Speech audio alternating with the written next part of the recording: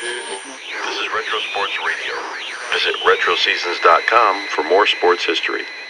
The San Francisco Giants faced the Chicago Cubs at Scottsdale Stadium in Arizona for a spring training game on March 8, 1972.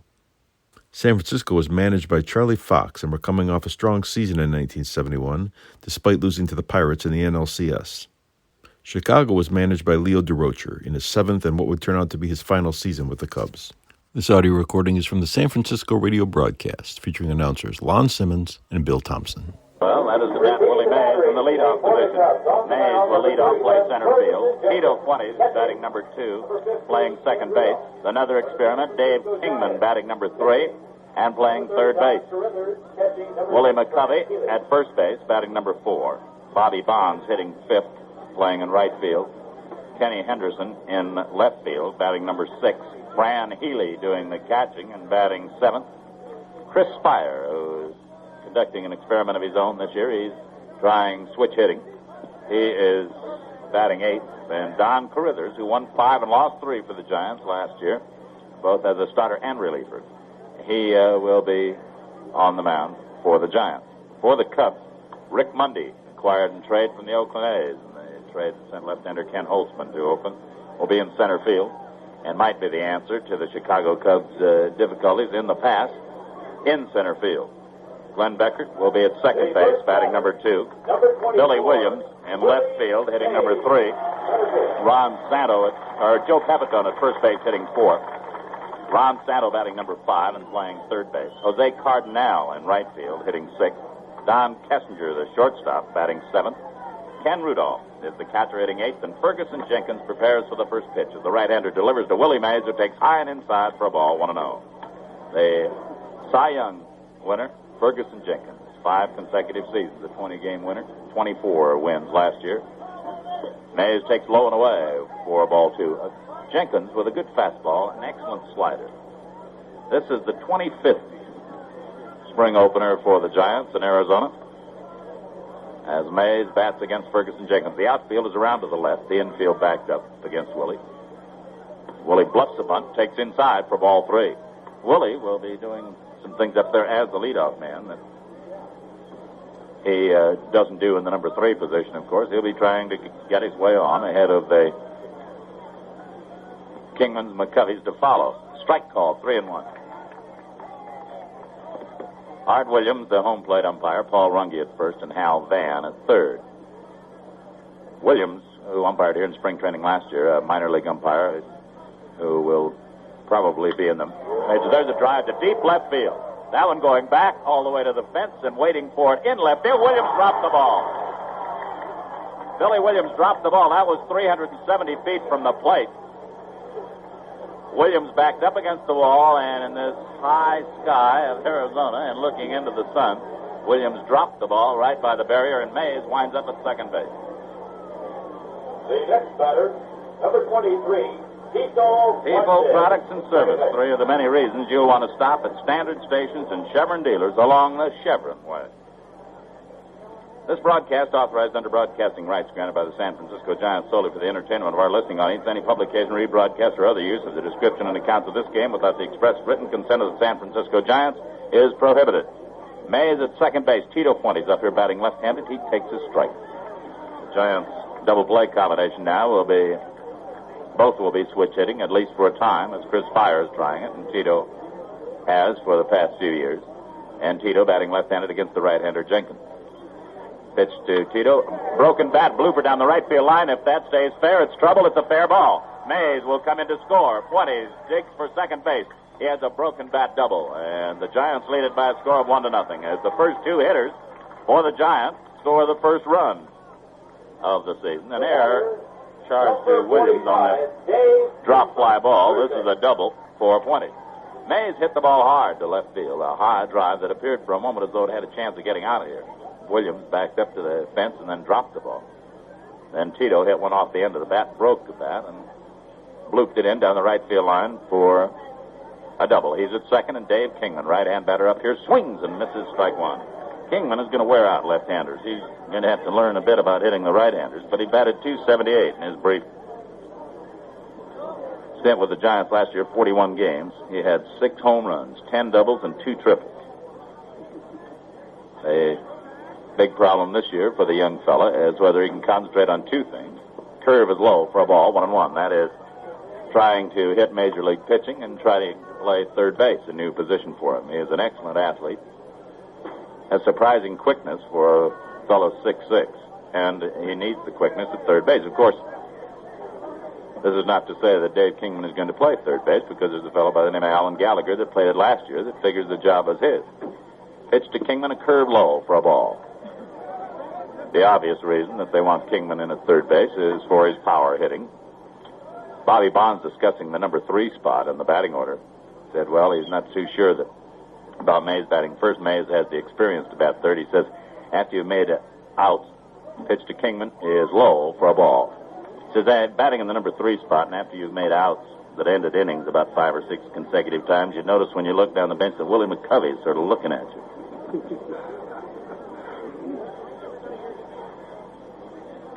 Kingman awaiting as Jenkins looks back at second base. The pitch to the big guy. He checks his swing and takes outside for ball 4. Close pitch, but Kingman held up on the delivery. He goes to first base. 20's at second, and Willie McCovey, coming back from knee surgery in the offseason. Willie last year was plagued by a bad knee all season long, was out a good share of the year. 277 batting average, 18 home runs, 70 RBIs. A good season for most people, not a good one for McCovey. Willie has hit 3 home runs in inter-squad games so far this spring. And he's up here to bat left-handed against Jenkins as the outfield is well around to the right and backed up. Pitch is hit high and foul to the right over near the stands. Going over is Pepitone. Long run. It will be back into the seats as Pepitone and Beckert, the second baseman, go over to the low railing. A capacity house, a turnaway house. There's a standing room crowd out behind the chain link fence in the right field corner in foul territory. But it is jammed here in Scottsdale for this one. They had to turn people away. Strike 1 count to McCovey. Nobody down. A run in. Mays safe on Billy Williams there. Fuentes doubled him home. Then Kingman walked. Kingman at first. Fuentes at second. Kessinger breaks in behind Tito at second base. The pitch outside for a ball. Jenkins having his control problems. Jenkins, a fellow that in the regular season you have to get 2 in the first couple of innings. If he gets by the first 2, and this is true of a lot of the good pitchers that have a little trouble settling down the first couple of innings, but if they get by that and you give them a run or something, give them a lead, they're tough. Jenkins pitch to McCovey, a breaking pitch high for a ball. 2-1.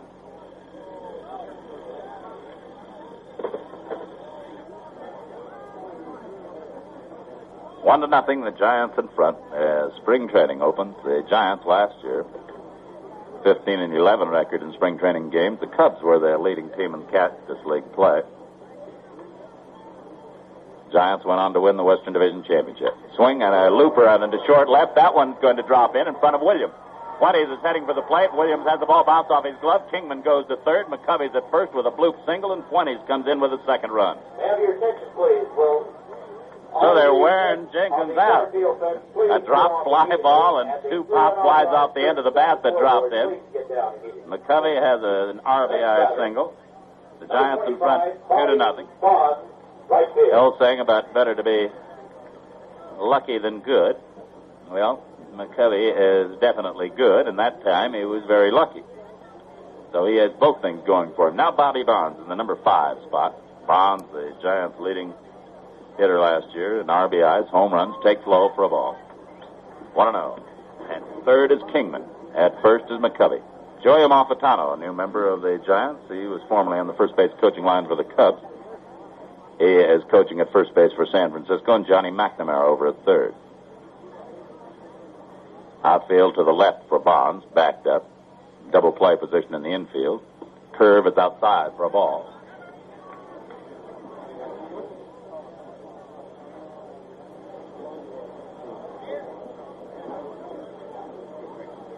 Two 2-0 count on Bonds. McCovey with a short lead at first, and Kingman moves away from third base. Jenkins from the stretch, the pitch, top foul out of play. 2-1. Bonds batted .288 last year. Bonds, as most of the Giants last year, suffered through injury torment for a while. He was sidelined for a short period of time. It seemed like everybody was sick, lame, or halt at one time or another during that 71 season. Low and away for ball 3. Jenkins having difficulty finding the plate.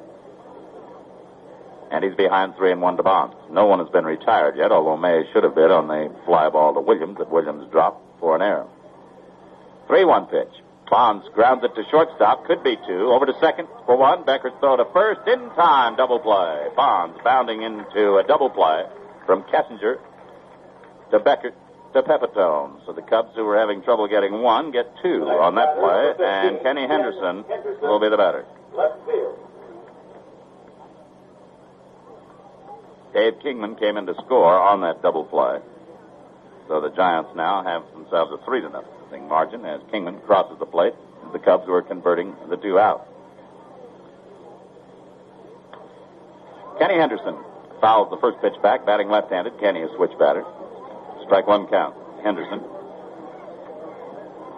Also, Ken started out brilliantly last year, and then he was hurt. Wound up hitting .264 with 15 home runs, 65 RBIs. Takes outside for a ball. Count of a ball and a strike.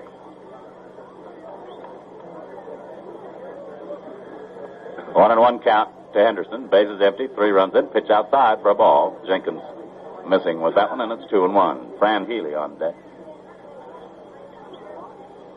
Scheduled to be Jenkins, Pappas, and Regan for the Cubs. Carruthers, DeQuisto, strike called, and John Cumberland for the Giants. 2-1 count to Henderson. Giants in front 3-0. May is safe on an error. Fuentes doubled him home. Kingman walked. McCovey singled. Ground ball to sharply hit to first. Pepitone knocks it down. It rolls away from him. Picks it up. Throws to first to Jenkins, covering in time. Good play by Pepitone on a shot hit by Henderson. And here in the first inning for the Giants, 3 runs on 2 hits, 1 error, and no one left on. We go to the bottom of the first. The Giants lead 3-0. You know. Don Carruthers, young right-hander for the Giants. Don, well, there are a lot of jobs open on the pitching staff, and Don is working for one of those. Don said before the game, Sam McDowell has been known as a character before he got to the Giants, and he's not going to do anything I don't believe to ruin that image. He said to Carruthers was sitting in the dressing room before the game in the clubhouse, and he said to manager Charlie Fox, he said, who's pitching today? And Fox says, Carruthers is starting, and McDowell says, I thought we were trying to win.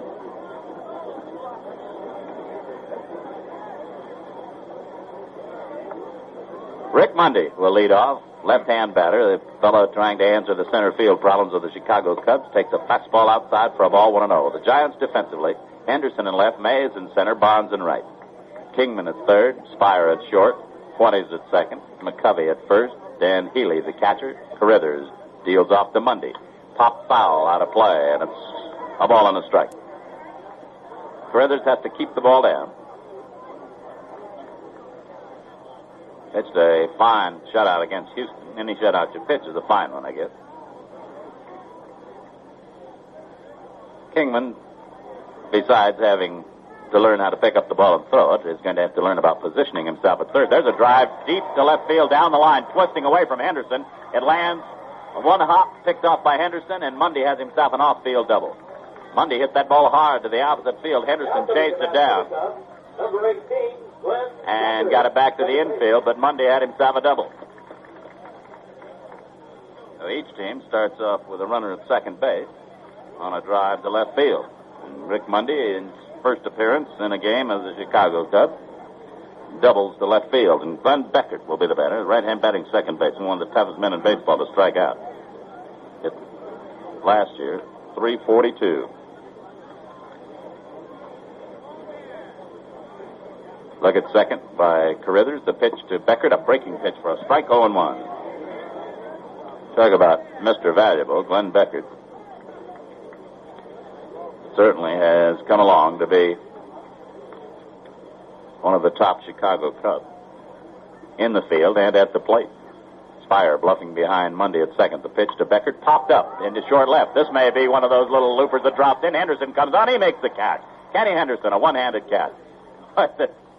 This is something, the way they're hitting him off the fist and off the end of the bat. That one popped into short left, but Henderson, with his good speed, was able to get there to make the one-handed catch. Name the car you consider the most dependable. Chevy Nova, right? Nova's earned the admiration of just about everybody. With a reputation like that, you'd expect the 72 Nova to be the best car you ever owned. Billy Williams. The guy that always looks like he has to hit 600 and hit 60 home runs every year. Left-hand batter with the smoothest swing in baseball. At second base is Monday. He remained there as Henderson caught Beckert's bid for a base hit. A strike call in the knees and the outside. We're in the bottom of the first. The Giants lead 3-0. The Cubs have a runner at second base, Rick Mundy. Billy Williams, who hit .301 last year, drove in 93 runs with 28 home runs. He's up here. The one-strike pitch popped up down the left field line. A long run for Henderson. He is drifting near the line. He's there and makes the catch for the second out. So Williams flies to left, and it's obvious from the swings here by the two left-hand hitters that Carruthers is putting quite a bit on the pitch. He's getting it by those left-handers. Williams flying out to the off-field. Mundy doubling to the off-field. And now another left-hand batter, Joe Pepitone, is up here. Joe spent the off-season as the lead role in Hair. Pepitone waiting. Mundy at second base. A look back. The pitch to Pepitone, grounded to second base. 20 scoops it up, throws to first. It's a scoreless inning for Carruthers, despite the leadoff double. Here in the first, no run on his hit, no errors, and a runner left on. At the end of one, the Giants 3 and the Cubs nothing. I'd like to talk to you guys about your wives, about something they might be missing. No, don't worry, I'm not about to play marriage counselor. I just want to remind you that your wife may not have a Bank Americard of her own. You know how useful your Bank Americard is to you. Well, if your Bank Americard is useful to you, it can be just as useful, maybe even more so, to a woman. Say, for instance, she gets into an emergency situation with the car when you're not around. A Bank Americard could really come in handy. Or what about the end of the month when you want to know where all the money went? If she had used a Bank Americard, she'd have a written record of all her purchases. And think about how you can cut down on the time it takes to write all those separate checks. Add it all up and see if you don't agree that your wife should have a Bank Americard, too. Bank Americard. Think of it as money. His and hers money. Little touchy humor there. We go to the second inning. And as long as this is spring training, let Bill Thompson get the kinks out of his tonsils. So, Bill? Catcher Fran Healy hitting seventh in the Giants order to lead it off, then shortstop Chris Spire and pitcher Don Gritters against Ferguson Jenkins here in the top of inning number 2. How come you haven't asked me about my vacation yet? We'll hear about that all through the season, I'm sure. Right-hander Jenkins kicks and throws to the right-hander batting Healy, who bounces it to third base, foul. Fielded by Santo outside the line.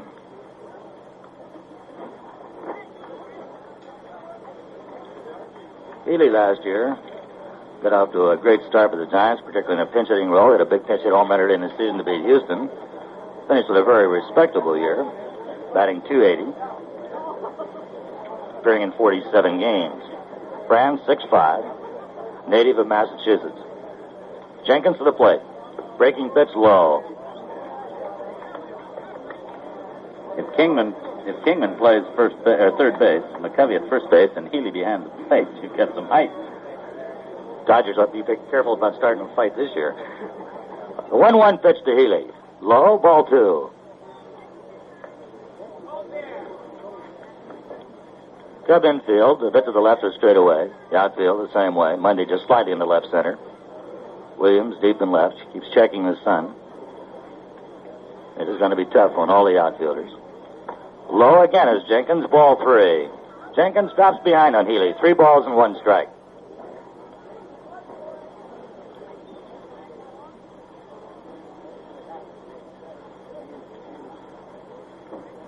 Jenkins to the plate, 3-1. Outside and low, a breaking pitch, ball 4. Healy draws the walk. Number 2 given up by Jenkins. And Chris Spire, the Giant shortstop, will move in. Chris, batter, number 35, Chris. experimenting as a switch hitter, as Lon mentioned, will be making his first appearance against other than his own teammates as a left-handed batter. Healy at first, nobody out. Top of the second, Giants lead 3-0. Jenkins from the stretch misses low, ball 1. Sano crowds in on the grass at third. Becker, Kessinger, short enough. The outfield, shallow. With Mundy playing Spires a late swinger to left center. Jenkins gets the fastball over on the outside corner. 1-1 count. Williams, shallow and near the line and left. Cardinal, well off the line in right field. Pepitone playing a step behind Healy at first base as Jenkins looks there, comes to the plate. Gets the outside corner, called strike 2.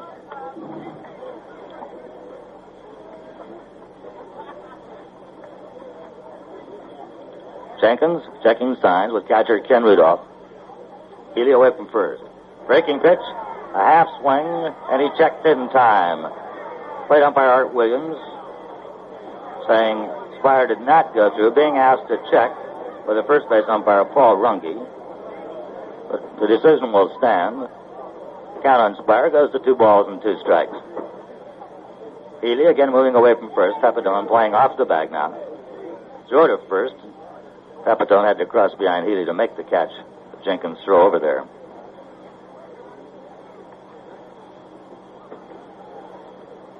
Jenkins to the plate, 2-2. Outside, a full count. 3 balls, 2 strikes. The on-deck circle for the Giants, pitcher Don Carruthers.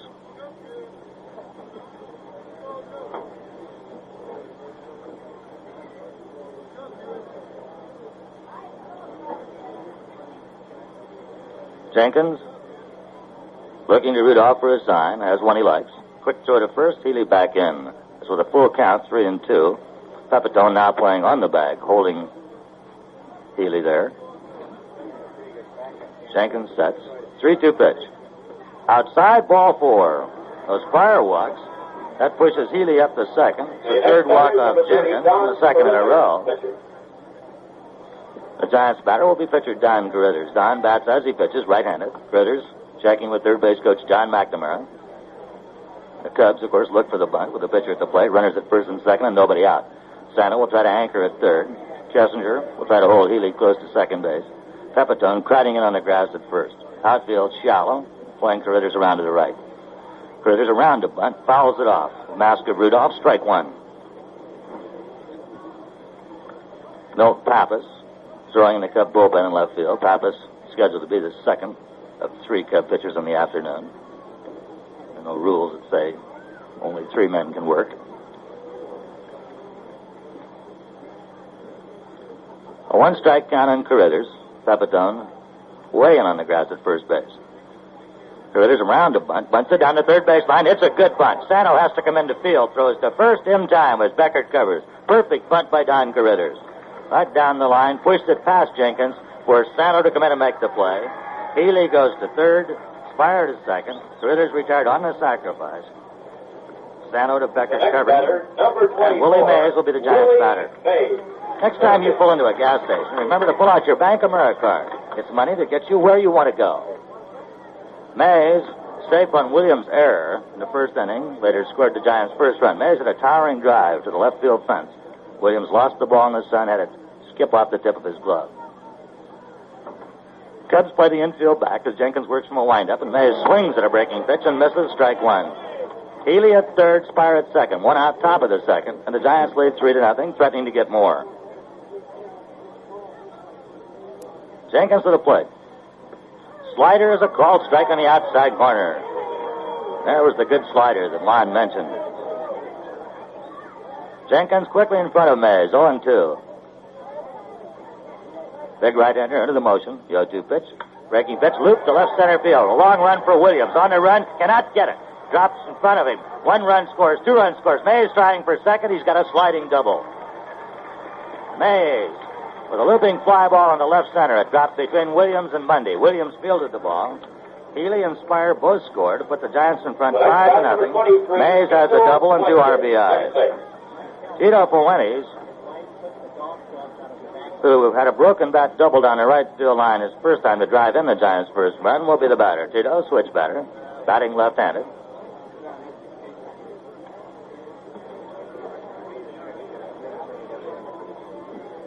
Jenkins now works in the stretch. Mundy very shallow in center field. Williams the same way in left against the Winnies. Jenkins to the plate. Line drive, past Becker. Base hit right field. Mays held up. Now comes the third. Will not try to score. As Cardinal hustles the ball in. A line drive just out of the reach of Glenn Beckert. Mays had to hold up at second, thinking Beckert might be able to make the catch. When the ball went through into right field, Willie moved over to third. Tito was on at first with a base hit. The next batter, number 45. Tito now 2 for 2, and Tito hit that single about 3 times as hard as he hit the double in the first inning. Here's Dave Kingman, who scored a run in the first inning.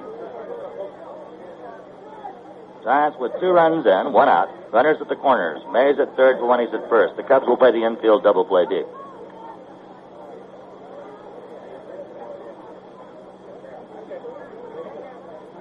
Fuentes moving away from first. Jenkins looks there, comes to the plate. Kingman foul tips the first pitch into Rudolph's glove, strike 1. A 1 strike count on the right-handed batting Dave Kingman.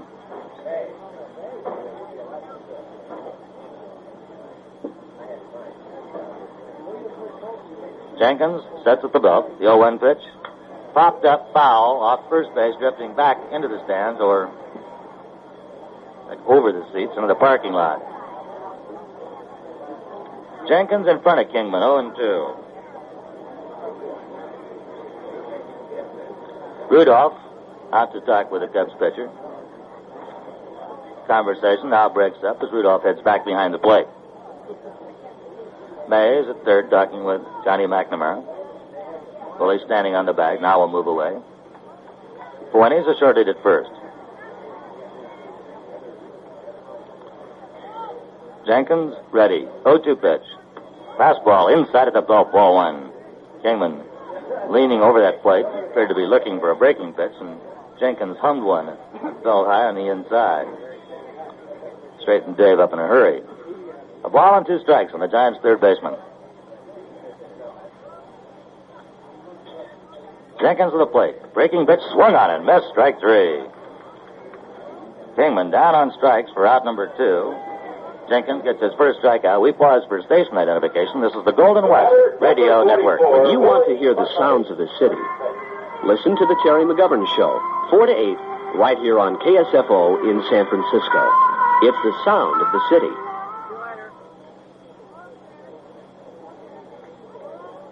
William McCovey had a bloop single to left center in the first inning to drive in a run. The Giants batter. McCovey checks, takes low, ball 1.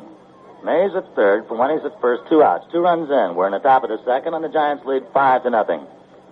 The opener of the Cactus League season from Scottsdale, Arizona. Sun-baked Scottsdale, Arizona. I heard that from you last year. Jenkins delivers outside. Ball pops out of Rudolph's glove, but rolls only a couple of feet away. And Jenkins falls behind on McCovey. 2 balls and no strikes.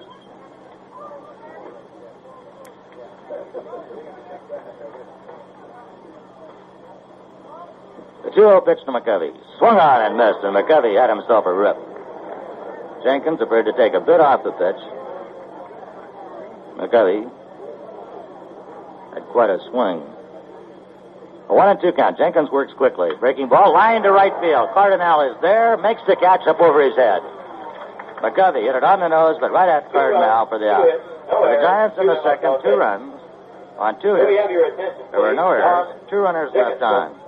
So at the end of an inning and a half, the Giants lead it by a score of 5-0. Folks, today we'd like to They estimate that Northern Californians will buy almost 500,000 new cars this year. And lots of those buyers will save considerable money at Allstate. That's right. The Allstate Auto Finance Plan through a cooperating lender. You didn't know they had a finance plan? Finance cars? Well, they do. Or rather, your Allstate agent can help arrange a loan at a money-saving interest rate through the Allstate Auto Finance Plan. Here's what you do. When you find the deal on the new car you want, talk to an Allstate agent. He can usually help you save important money on the financing. Some folks arrange for their loan in advance. Others pick out their car first, then talk to Allstate. It works either way. Now's the time to save some money, and now's the time to look into the Allstate Auto Finance Plan. When it comes to insurance or financing your car, you're in good hands with Allstate.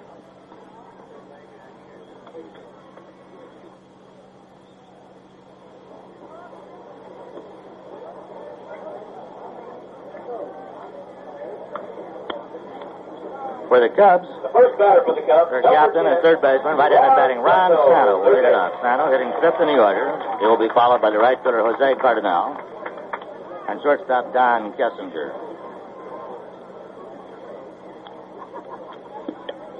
Sano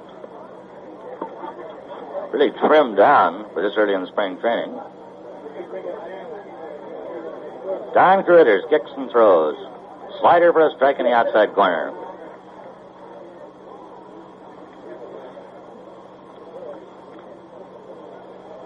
Santo, last year, batted .267, takes just outside a 1-1 count.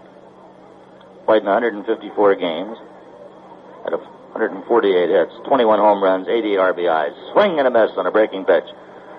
The Ritters in front, a ball and 2 strikes. Monday opened the bottom of the first with a double to left off Critters, then Don retired the next 3 men, Beckert and Williams on fly ball to left field, and Pepitone on a ground ball to second. Ground ball back to Critters, who spears it. Turns, throws to first, out number 1. Sano hit a hard one-hopper.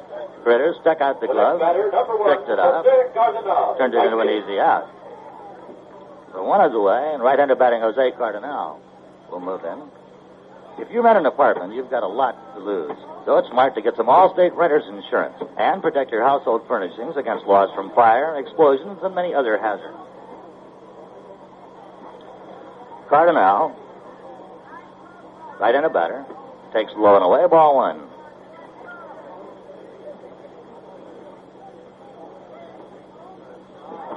Cardinal acquired from Milwaukee in the offseason. Grounds one up the middle. It'll go through into center field for a base hit. Mays charges in, bare hands it, throws quickly back to the infield. Cardinal takes a big turn at first, then holds on. The Cardinal with the second hit off Critters. Shortstop Don Kessinger will move in. Kessinger batted .258 with the Cubs last season. A switch batter. Kessinger successfully made the transition to a switch batter in the big leagues. Something that Chris Spire is now trying to do for the Giants. Critters sets, throws to first base, drives Cardinal back to the bag. No tag by McCovey. Cardinal at first, 1 out. Bottom of the second, the Giants lead the Cubs 5-0. Critters again throws to first, and again Cardinal is back.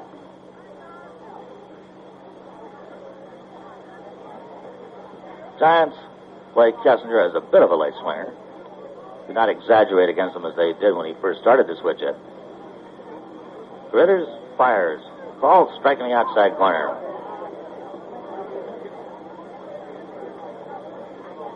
The infield, straight away. Double play deep. Critters takes a look at first. Cardinal with a good lead. Don delivers just outside. A 1-1 count on the Cubs shortstop Don Kessinger. Kessinger had been the Cub leadoff man, but the job is now being given to Rick Mundy. Cannot throw to first base.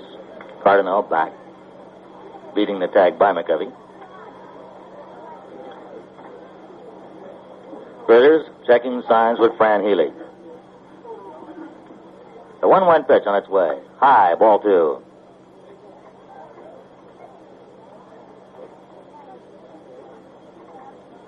Ferguson Jenkins has been scheduled to pitch 3 innings. Apparently will not, as he now has the warm-up jacket on. It's running in the outfield. Shown quite a few pitches in those first 2 innings. The 2-1 pitch to Kessinger, bounded foul to the right. And Critters and Kessinger go even at 2-2.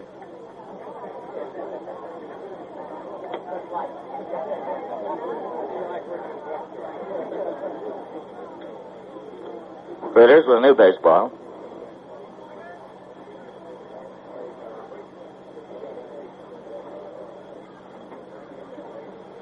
Cardinal moving away from first as Critters looks there.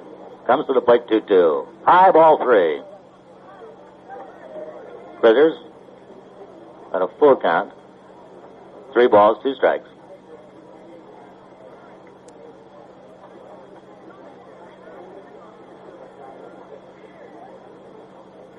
Critters off the mound. Tito Fuentes yelling something into him. Critters nodding okay, whatever it was that Tito had to say.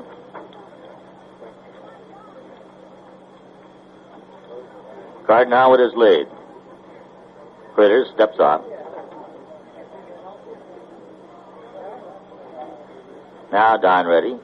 Cardinal away from first. He is running. Pitches it high in the air to left center field. Mays drifting back, has room, makes the catch, throws back into the infield, and Cardinal, who was all the way down to second base, has to retreat to first.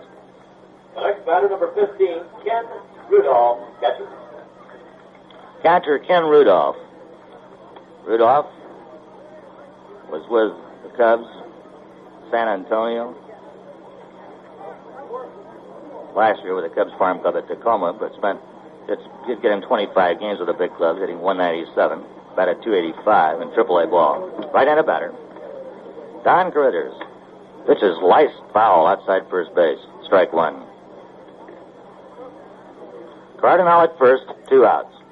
Bottom of the second, Giants in front 5-0.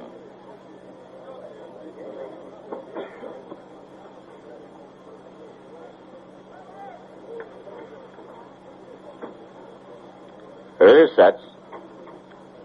The 0-1 pitch. A bit too low. 1-1 count.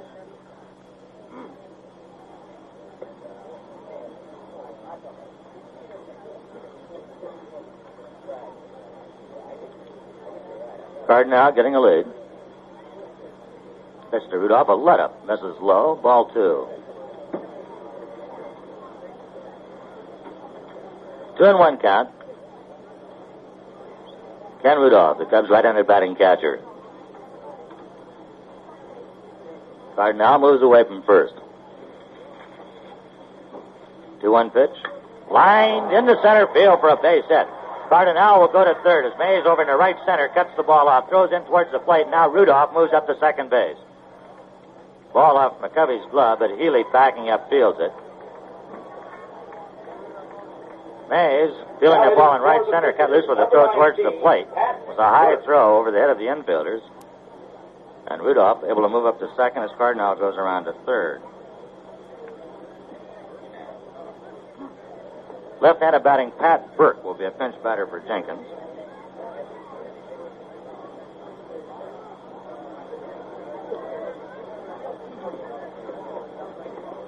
Burke, stockily built.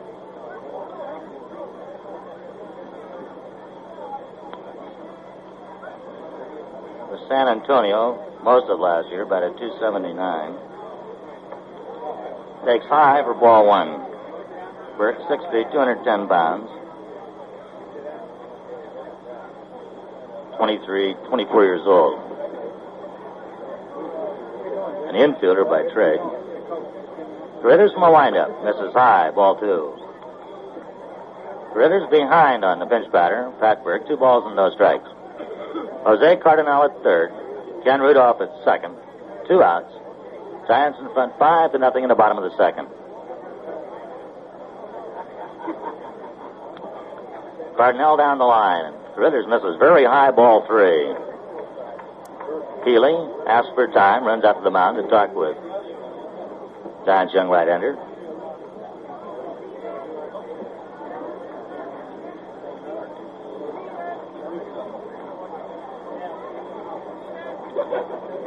Healy now moves back behind the plate.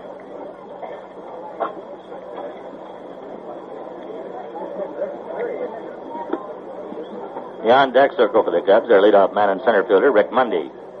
3-0 pitch. Call strike in the inside corner.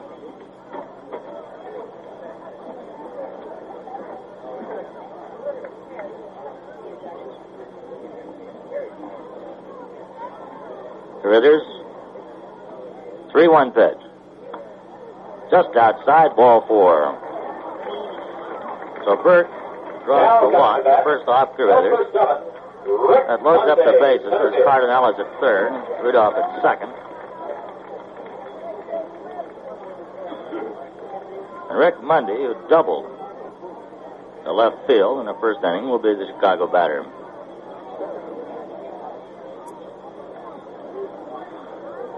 Bundy, Now running with for great Pittsburgh speed, at first base, number 29, Jose Ortiz. has always had good power to the opposite field and into left center. Pinch runner for Burke. Jose Ortiz takes over at first base as a runner for Pat Burke.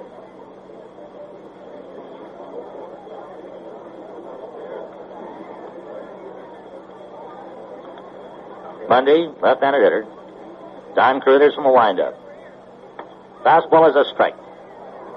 Cardinal at third, Rudolph at second, Ortiz at first. Giants leading 5-0 in the bottom of inning number 2.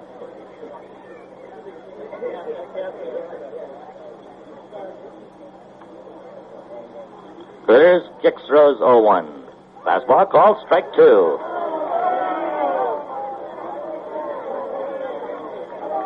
The grandstand umpire is not in complete agreement with that call.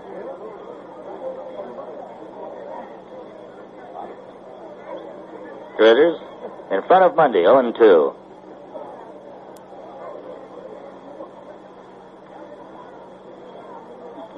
Three runners lead away. The 0-2 pitch.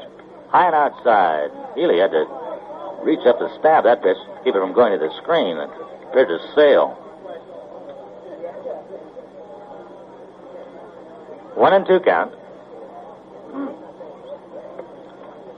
Left-handed batting Mundy waiting at the plate.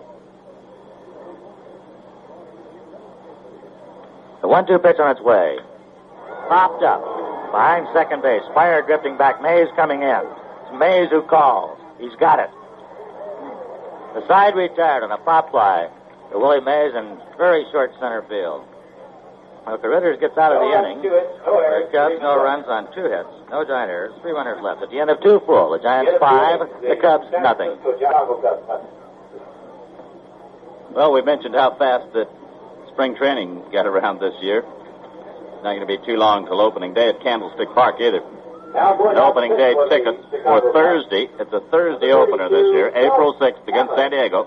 Opening day tickets are available. $4.50 for box seats, $3.50 for reserve. You can write to the Giant Ticket Office, Candlestick Park, San Francisco, 94124.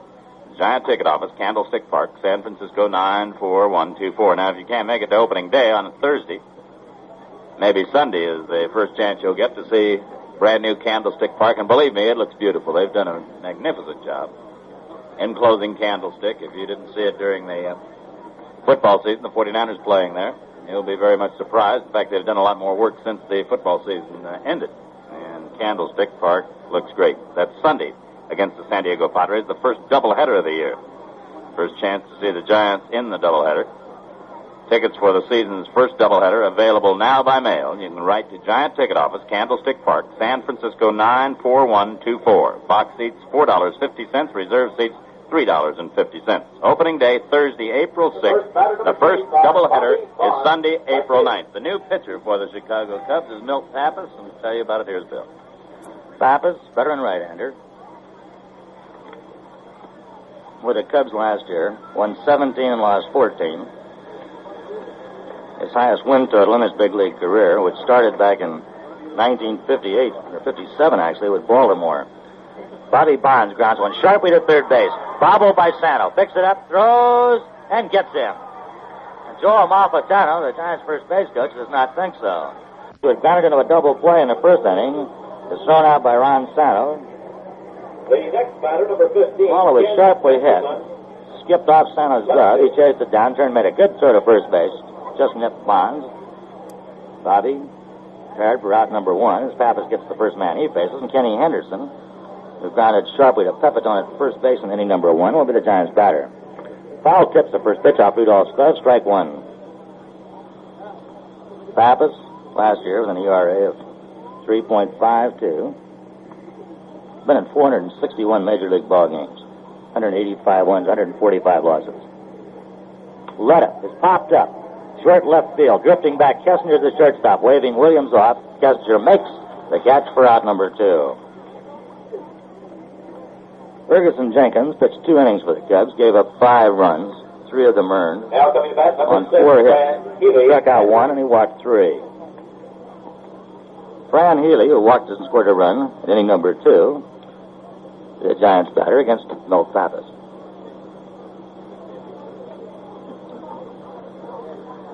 Pappas delivers slider outside, ball 1.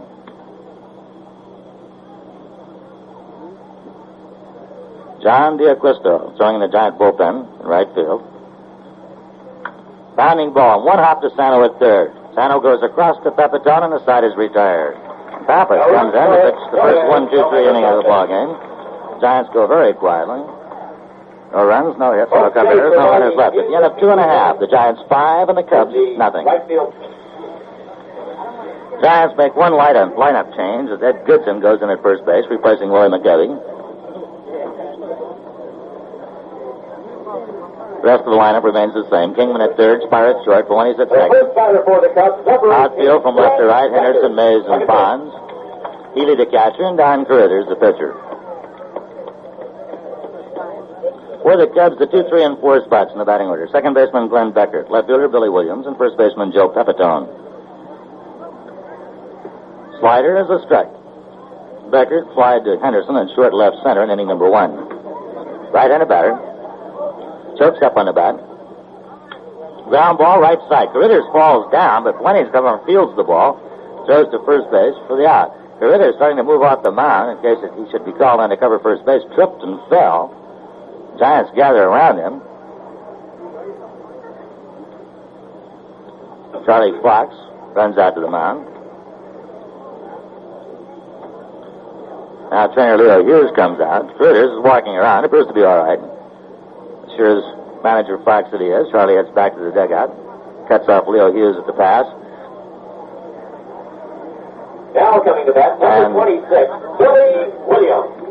Billy Williams, who flied to Henderson in left, and inning number 1 will be the Cub batter. Left-handed batter against right-hander Don Carruthers. Fastball is high and away, ball 1.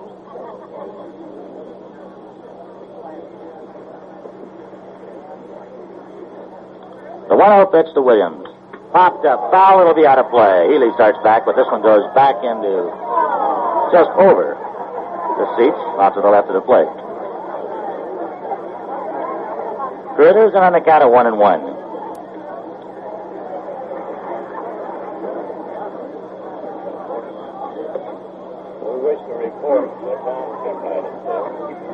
The 1-1 pitch is low, ball 2.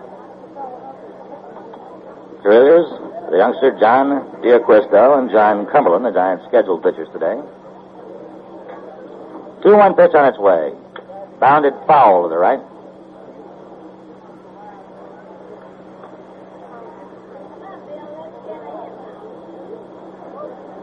Carruthers and Williams with a count of 2-2.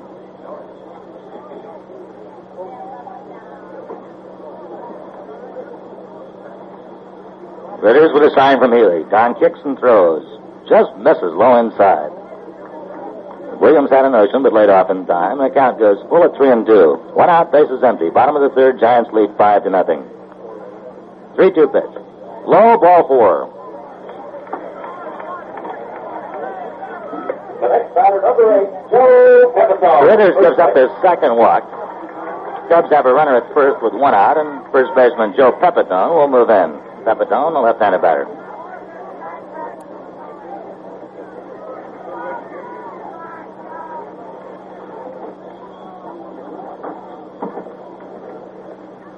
Williams away from first. Carruthers looks there, comes to the plate. Misses just inside, ball 1 now.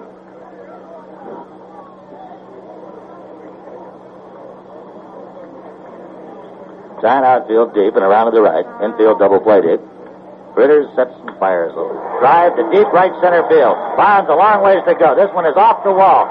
Gets by Mays and Bonds bounding back towards the infield. Williams comes on to score from first base as Pepitone has a stand-up double. Pepitone gave that one a ride. Solid line drive in a deep right center field. Hit high up on the wall at about the pointed foot mark. Mays and Bonds converged. It bounced past them back towards the infield. Pepitone could go only to second base, but Williams was able to score. Cubs get on the scoreboard. It's now 5-1 Giant lead. Pepitone with the first RBI.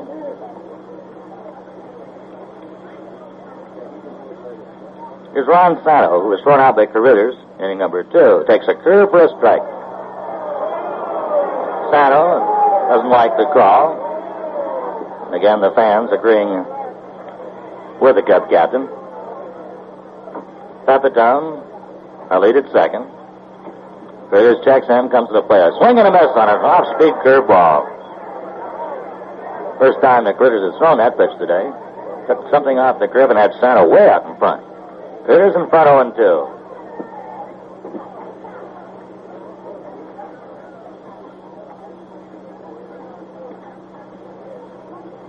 Tap it down, a short leg. Critters looking at him, now comes to the plate. Misses just a bit too low. A ball and 2 strikes on Ron Santo.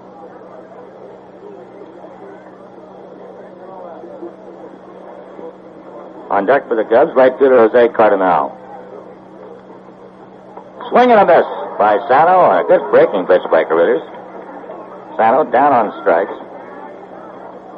The batter Critters is gets number his 1. first strikeout.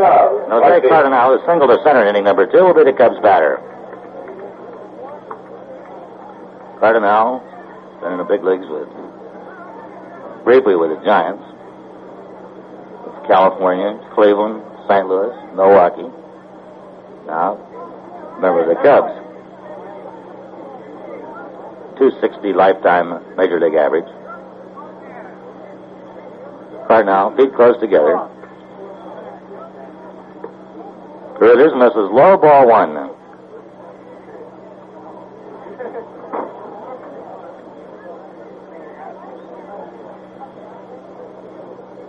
Pepitone at second, 2 outs, a run in. Giants lead 5-1 in the bottom of the 3rd.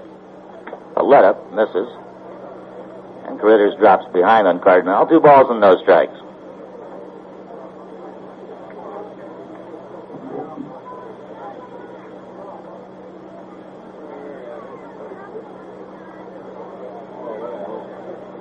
Critters checks Pepitone, who leads from second. A slider is a strike in the outside corner. 2-1 count.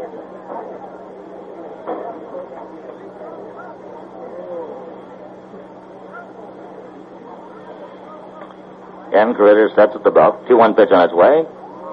Cardinal checks and takes low. Ball 3. Critters dropping behind Cardinal. 3 balls, 1 strike.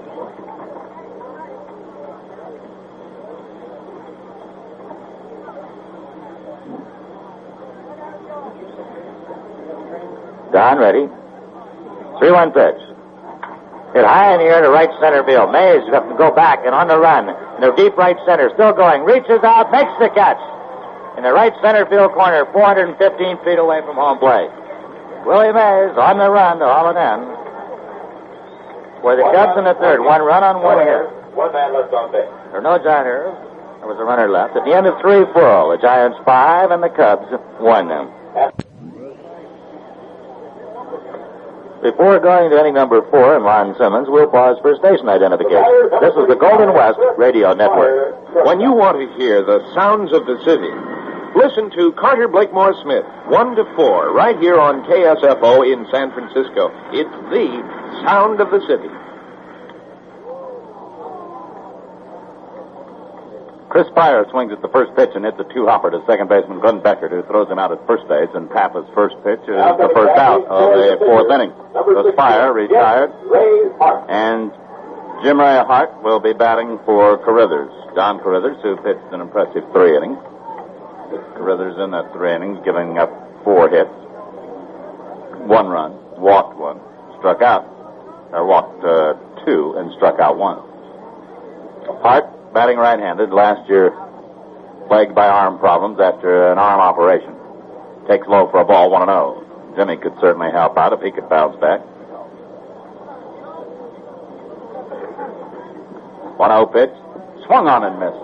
It's 1-1. Pappas came in the 3rd inning. Jenkins giving up all 5 of the Giant runs. Jenkins wild, which is unusual for him. He had 11 complete games in which he didn't walk a man last year. Pitches low for a ball. 2-1. And had the best record, control record in the league, walking an average of just slightly over one man per game. High for a ball to Hart, and it's 3-1.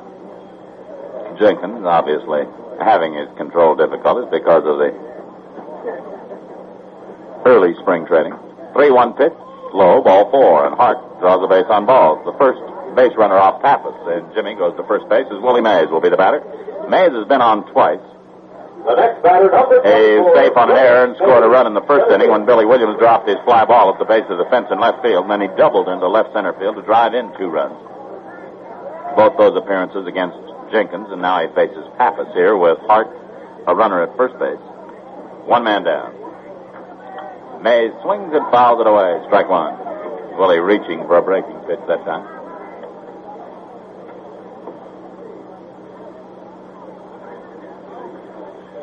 Strike 1 count. Jenkins went 2 innings, gave up 5 runs on 4 hits. He struck out 1, he walked 3.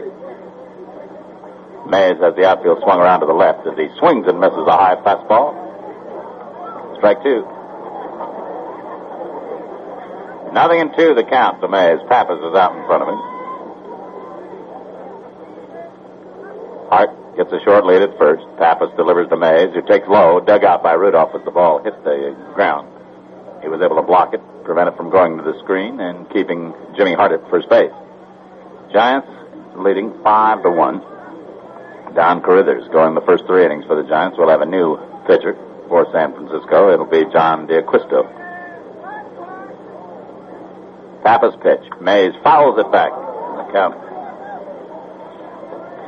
stays at 1 ball, 2 strikes. D'Acquisto, a young fellow who can throw hard. Last year, struck out 244 men in 233 innings. Pitching for Decatur, he broke Vita Blue's strikeout record there. Pitch to Mays, outside. Rudolph had to spear that one to prevent it from being a wild pitch, and it's 2-2. 152 members of the Giant Boosters here today. A record number of boosters coming to spring training. Pappas steps off the rubber and bluffs Hart back into first base. 2-2 count to Mays. 1 out, 1 on. Giants lead 5-1. Pitch to Willie. Swung on. A fly ball to center field. Waiting for it is Rick Mundy. Has it. And Mays is retired for the second out as Hart retreats to first base. There's nothing like the excitement of Major League Baseball, and there's no other car quite like the 72 Monte Carlo by Chevrolet. The agility of a sport car, the ride and comfort of a luxury car. Chevrolet wants your new Monte Carlo to be the best car you ever own. Tito Fuentes has doubled in his singles. He's driven in a run, and he scored 1. Up here batting left-handed against Pappas, facing Pappas for the first time. First time today. Hart remains at first. Fuentes fouls it off, strike 1. Don't forget, opening day, Thursday at Candlestick Park this year. That is Thursday, April 6th, San Diego. And then that Sunday, on the 9th of April, a doubleheader against the Padres.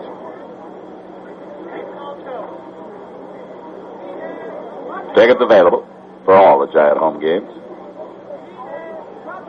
Pappas pitch to Fuentes. Line drive to Beckert off his glove into right field. Hart will go to second base and hold as Cardinal comes up. That was a line shot, and Beckert reached up. The ball just skipped off the tip of his glove out into right field. Now batting, number 45. And Dave Kingman will be the batter. See if they give that credit that as a base hit for Fuentes. His stinging line drive off the mitt of Beckert. That is the first hit issued by Pappas. And Kingman waits. Swings and misses, strike 1. Dave has walked and he struck out. He scored a run. Kingman trying to learn defense at third base. Manager Charlie Fox trying to put Kingman in the lineup as an infielder. A bounding ball to the left, and it's strike 2. If the Giants have a difficulty right now, it's infield depth. They have a lot of people who can play third base, but they have very few who can play shortstop.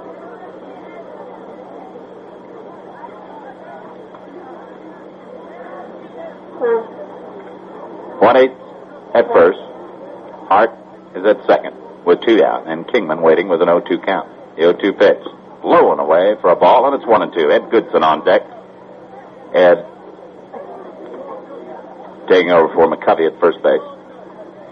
Pappas in front of Kingman, a ball and 2 strikes. The outfield deep and around to the left. Pappas delivers. Kingman takes low in the dirt for ball 2. Rudolph is doing a good job of boxing those low pitches, keeping him from going to the screen. 2-2 count. Kingman has the infield and outfield backed up against him. Straightaway stance for the big guy, 6 feet 6 inches tall. Low and inside. Slip pitch, and it's a 3-2 count now on Kingman. The runners will be going with 2 men down. Kingman slammed a dramatic home run in the final game of the regular season last year. 3-2 pitches low, ball 4, blocked by Rudolph. Kingman goes to first. Hart moves over to third, Fuentes to second, and Ed Goodson will come up to be the batter. Kingman's home run in San Diego. Batter number 34, Ed Goodson, first base. On the final day of the season, helped the Giants clinch the pennant. Dave, in a second game, hit a grand slam home run last year. Ed Goodson, left-hand batter. Here's the fellow that knows how to play bat. He has good bat control. Takes a strike at the knees on 1. He is also a fine defensive player at first base. Giants worked with Goodson last year as a third baseman at Phoenix. Fouled away, out of play. And Goodson has a 2-strike count. He was in 20 games of the Giants last year, 42 batting appearances, had 8 hits. With Phoenix, he batted .294. Bases loaded with 2 down. Kingman at first, Fuentes at second, Hart at third. The Giants lead 5-1. We're in the 4th inning. Pitch to Goodson. A strike call. He is out on strikes as Pappas gave him a good pitch over the outside corner. No runs. 1 hit, no errors, 3 runners left on. We go to the bottom of the 4th. The score, the Giants 5 and the Cubs 1. A couple of changes for the Giants. D'Acquisto comes in to do the pitching, and Jimmy Rosario goes in to play center field. Carruthers went 3 innings, gave up 1 run, 4 hits, struck out 1 and walked 2. A little bit on D'Acquisto. John Francis D'Acquisto, that's D'_A-C-Q-U-I-S-T-O. From San Diego, 6'2", 205 pounds. He is 20 years old. This is his 3rd season. He was Giants' first selection in the June 1970 free agent draft.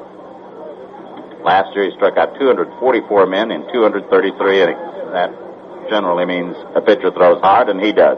Kessinger, the batter, tries to bunt the ball and fouls it off, strike 1. D'Acquisto, a right-hander, wears glasses. He has appeared to have a little control problem in early spring training, but that would be natural. He walked 124 men in the 233 innings he pitched last year at Decatur. 110 and lost 13. Kessinger, batting left-handed, against the right-hander, John D'Acquisto. Kingman plays up even with the bag at third. The outfield rather shallow and around the left. The strike 1 pitch. Oh, look out, Don. That was a fastball in at his feet, and he was hit by that pitch. Couldn't get out of the way. Kessinger hit by D'Acquisto with that pitch as he tried to jump out of the way. He was anxious to get out of there. He didn't want to get off. He's going to be hit by that pitch. Hit him in the foot. He's all right, and he goes to first base. Now, Ken Rudolph will be the batter. He singled off Carruthers his first time up, right-hand batting catcher. Runner at first. Nobody down. The Giants lead 5-1, and we are in the bottom of the 4th inning. The Giants picked up 3 runs in the first, 2 in the second. Cubs got a run in the 3rd. D'Acquisto working from a stretch as Kessinger leads from first, and the lob throw to first base. Well, you can understand that this is quite a big moment for this young fellow. He's bound to be a little nervous. Pitches up high for a ball. It's only spring training to everybody else. Time to enjoy themselves. But for D'Acquisto, he's pitching in a major league uniform. He's wanting to show the boss what he can do. Ground ball to right side, base hit on the hit and run as Kessinger goes to third. Rudolph hitting behind the runner beautifully. Drilled that one through the hole into right field, and the runners at first and third. Rudolph really went with that pitch. They were sent Kessinger. Number 32, Bill. And now their runners at first and third, and Milt Pappas will be the batter. And Pappas is a good hitter for a pitcher. He will face D'Acquisto with runners at first and third and nobody down. The Giants play at double play position. Willing to give up the run if they can get a ground ball and make 2 outs on it. A hit batsman and a hit and run single, and the Cubs are in business with runners at first and third. D'Acquisto working from the stretch. The runners lead away from first and third. The pitch, Pappas turns to bunt, pushes it back toward the mound. D'Acquisto has it, will go to first. Does. In time, the runner Kessinger holds at third, and Rudolph moves up to second base. So Pappas with the sacrifice, moving the runner to second. He is thrown out by D'Acquisto for out number 1, and Rick Mundy will be the batter. Whatever you need for your home, there's a good chance you can find it at Long's Drug Stores, and at a lower price. Long's has 59 stores throughout California and Hawaii. Second and third occupied now on that sacrifice bunt. Rick Mundy, the batter. Mundy has doubled to left field and flied to center. Popped up with the bases loaded to end the second inning. Left-hand batter. D'Acquisto working from the windup. The pitch is a strike. A fastball good on the outside. 0-1. Kessinger is a runner at third. Rudolph at second. Outfield shades Mundy slightly to the left. Rick, a star at Arizona State. Very close to Scottsdale here. Pitch low, blocked by Healy, and it's 1-1. Difficult on a catcher when a pitcher throws as hard as D'Acquisto does if he gets the ball in the dirt. It's a little tough for that catcher to block the ball, but Healy got down on that one in a hurry and kept it from going to the screen. Rudolph away from second. Kessinger moves away from third. Mundy waits for the 1-1 pitch. A pop-up to the left side in short left field into center field now. Spire goes out. Rosario comes in. Rosario makes the catch.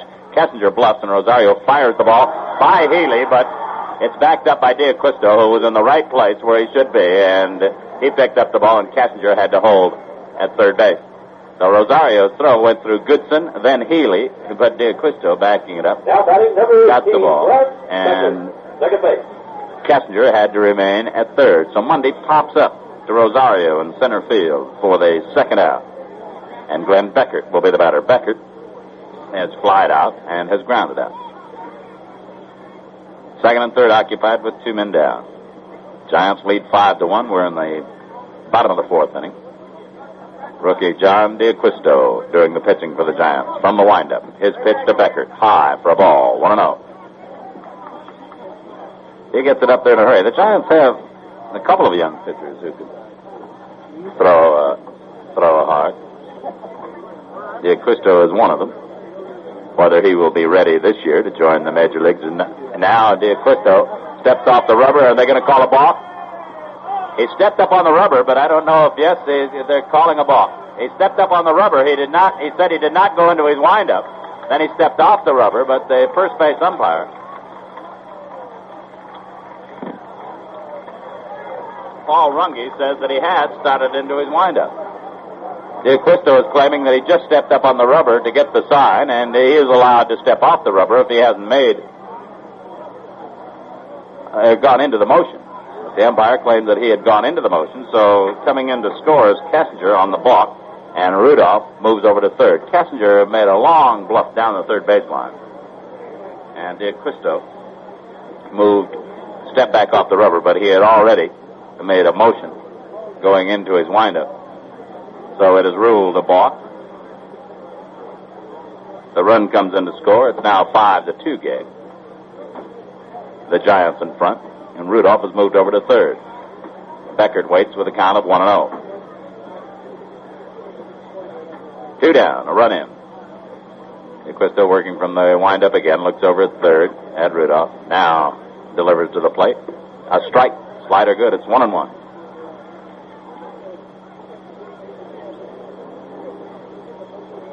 Ball on a strike, the count. And Beckert turns to talk to the home plate umpire, Art Williams, about that call. D'Acquisto ready with the 1-1 pitch. Bounded foul to the left, and it's a ball and 2 strikes.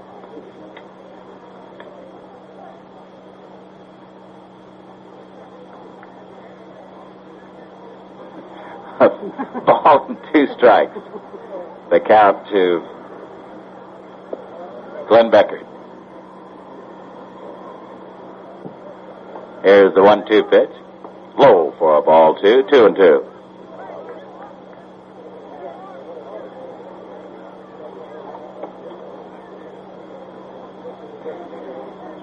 Two and 2 count to Glenn Becker. Batting with a run in and 2 men out. D'Acquisto's pitch. Swung on and missed. He foul tipped it into Healy's mitt. Beckert is out on strike. 1 run, 1 hit, no errors. The runner left on. At the end of 4, the score, the Giants 5 and the Cubs 2. Inning number 5, the Giants leading 5-2, and Bobby Bonds will lead off. Bonds has not had the ball out of the infield. He hit into a double play in the first inning and then grounded to third in the third. Bill Regan gets up to start loosening up in the Cubs bullpen. They'll probably have to use an extra pitcher today because Jenkins went only 2 innings. Bobby Bonds, right-hand batter. Milt Pappas, right-hand pitcher. The outfield deep for Bonds. The pitch to Bobby, look out. It's inside for a ball. 1-0. Kenny Henderson and then Fran Healy to follow. Don Carruthers went 3 innings. Don will be our post-game guest as soon as we clean up his language. Pitch to Bobby is swung on and missed. Strike 1.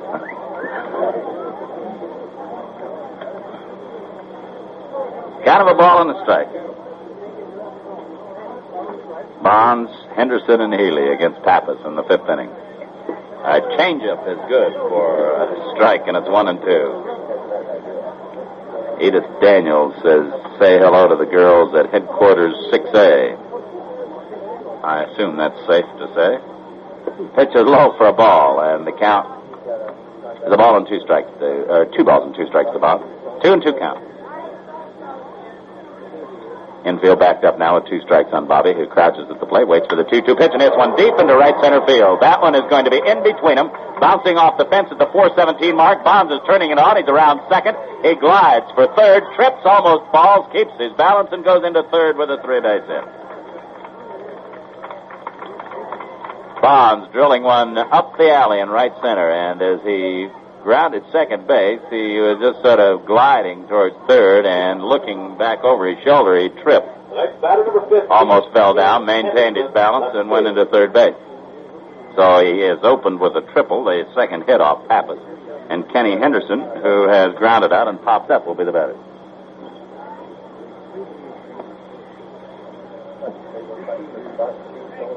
Bill Thompson and George Cooper listening to pornographic tapes. Pitch to Henderson. Swung on line drive, base hit center field. Coming in to score is Bobby Bonds. Henderson hits the first pitch for a solid single. The Giants have their 6th run. And it's a 6-2 ball game. The Giants in front. The next batter will be number Fran Healy will be the next hitter. A triple and a single against Pappas here to lead off the 5th inning. And the Giants have increased their, did he say a naughty word? Part of our tape will be missing because we have to take out the naughty words. You're not allowed to listen to those.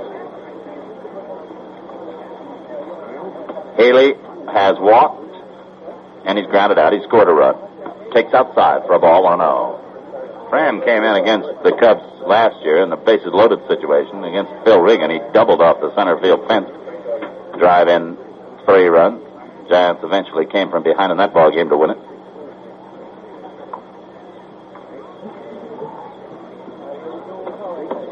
Henderson getting a pretty good sized lead at first. Pitch to Healy is hit high in the air into short left center field. Who wants it?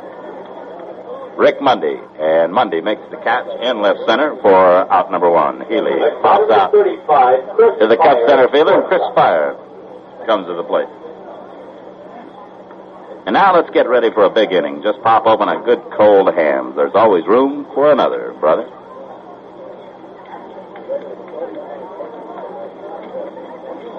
Spire has walked and grounded to second. batting left-handed, takes a strike, 0-1. Our producer-engineer, Rich Smalley, is doing his South Pacific imitation with his plantation hat. Strike one, count to Spire, throw to first base, back in there. This is Kenny Henderson. 1 out, a run in. Spire switch batting left-handed. Line drive to second base. Beckert has a flip throw to first in time to get Henderson a double play. Good play by Glenn Beckert on that solid line drive off the bat of Chris Spire. Turned into a double play.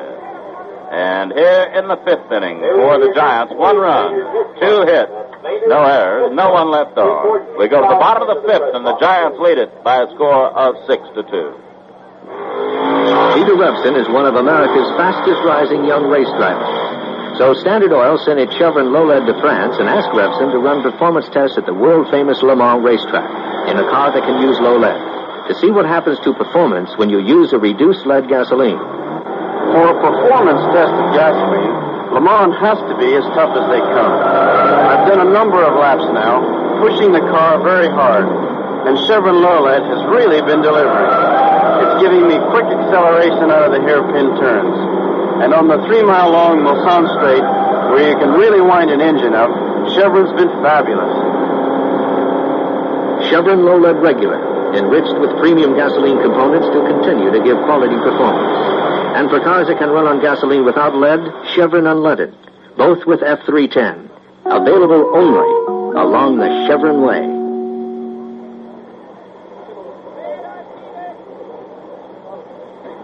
A couple of more changes for the Giants. Now in this bottom of the 5th inning, Bernie Williams goes in to play left field. Jimmy Rosario is in center field, and Gary Matthews takes over in right field. Gary was with Amarillo last year. He is 6'3", 190-pounder from Southern California, San Fernando. And last year he hit .279 with Amarillo, hit .279 for Fresno in 1970 at .322 in his first year at Decatur in 1969. He is 21 years old, and everybody figures that he is a cinch to make it. Great speed, good power. Billy Williams leads off against John DeAquisto and swings and misses the first pitch, strike one. Williams, the Cubs left fielder up here, has flied out and walked and scored a run. The Giants lead 6-2. We're in the bottom of the 5th inning. DeAquisto's next pitch, high for a ball. It's 1-1. Pete Reeser, the third base coach for the Cubs. The first base coach is Ernie Banks. John Cumberland starts loosening up in the bullpen. No, it's not Cumberland. It's Skip Pitlock down there. Swing by Williams and a high drive into left center field. It will be playable for Rosario. He has it for out number 1. So Williams flies to Rosario. Left field foul line. Please get behind the fence. Batter number 8, Joe Pepitone, first base. Skip Pitlock is throwing the Giant bullpen. Cumberland was scheduled to be the third pitcher today, but maybe Pitlock will be the man who will take over. 1 man down, Joe Pepitone now, the batter, to face DeAquisto and pops the first pitch into short left center field. Rosario is there for this one. He makes the catch for the second out.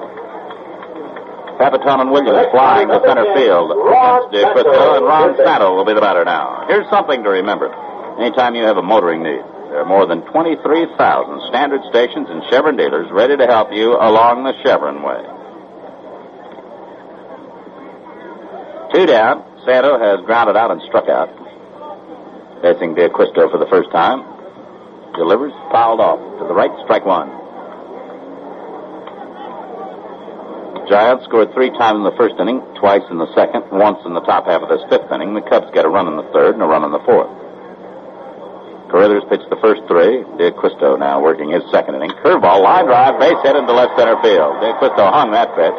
Rosario over to field, fires into second base, and holding with a single is Santo. DeAquisto hung that curveball right out over the plate, and Santo busted it into left center. Today's game is being brought to you by Standard Stations and independent Chevron dealers. Bank of America, Allstate Insurance Company. Jose Cardinal has singled, and he's flied deep to center. Santo at first. Pitch to Cardinal. High inside for a ball. Dave Kingman probably figures that third base is a cinch to play. He hasn't had a chance over there today so far. He just stood around not doing nothing, waiting for his turn to bat. 1-0 count to Cardinal, right-hand batting right fielder. Lob throw to first base by D'Acquisto.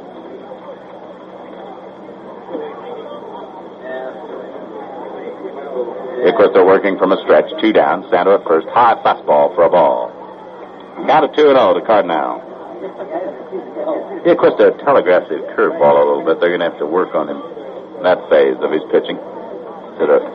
It's a tendency for young pitchers to sort of wrap their wrist, curl their wrist when they're going to throw a curveball to get a little more spin on it. It's very easy for the opposing coaches and hitters to pick it up. Swing and a miss at a fastball. And when I use the term fastball, I use it seriously in this case. He busted that one in there, and Cardinal walked around outside the batter's box, talking to himself, probably congratulating himself on still being able to walk up to the plate. 2 out. Runner at first. 2-1 count. D'Acquisto stretch. Looks at first. The 2-1 pitch. Fastball fouled away. And Cardinal was going one way as the ball was going the other. Jose really wasn't excited about facing that one. It's 2-2. Spring training, these hitters, especially the veterans who have a job made, are not too anxious to get up there and swing a bat against young, wild right-handers, or left-handers for that matter.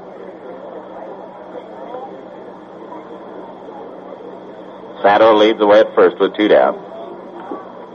Fastball is a bit low, and it's a full count of 3-2. Santo will be running.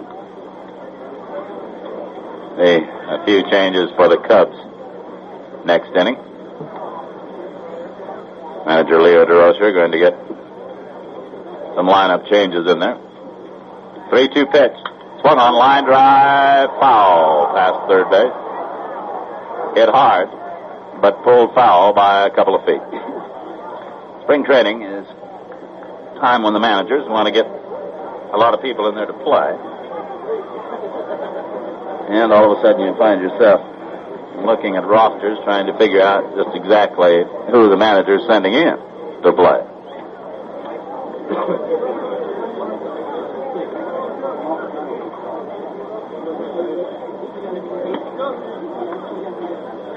Count remains at 3-2 to Cardinal. D'Acquisto stretch as Santo leads. He'll be going on the 3-2 pitch. A throw over there, and Santo gets back in.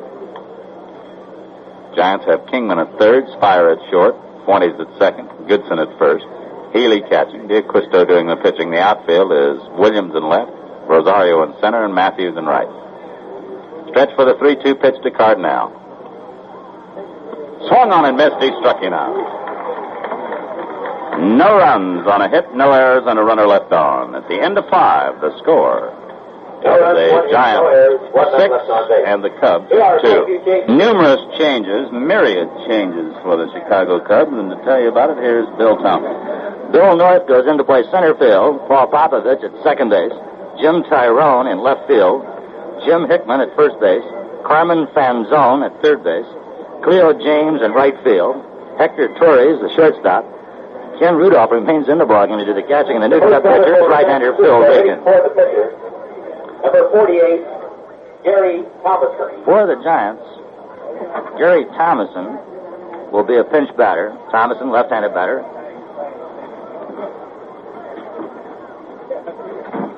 Thomason was Amarillo last year, batted .373 in 126 games. Swings and misses on a first pitch, strike one.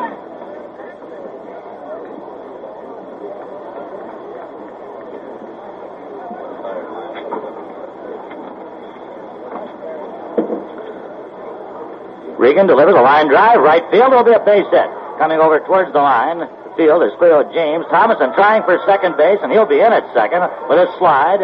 Thomason, the young fellow, batting for the first time in a San Francisco Giant uniform, lashes a double into right field.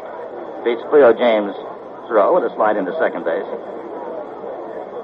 And Jim Rosario, center fielder, will be the batter. Jimmy batting for the first time in this ballgame. Switch batter, batted .224 for the Giants last year in 93 games. Played 13 games at Phoenix in the middle of the season. Thomason gets the double to open up against Regan. Regan, veteran right-hander. Once a starting pitcher with Detroit, sent to the minors. Got a trial with the Dodgers. This was high to Rosario for ball one. Came out of the minors with the Dodgers.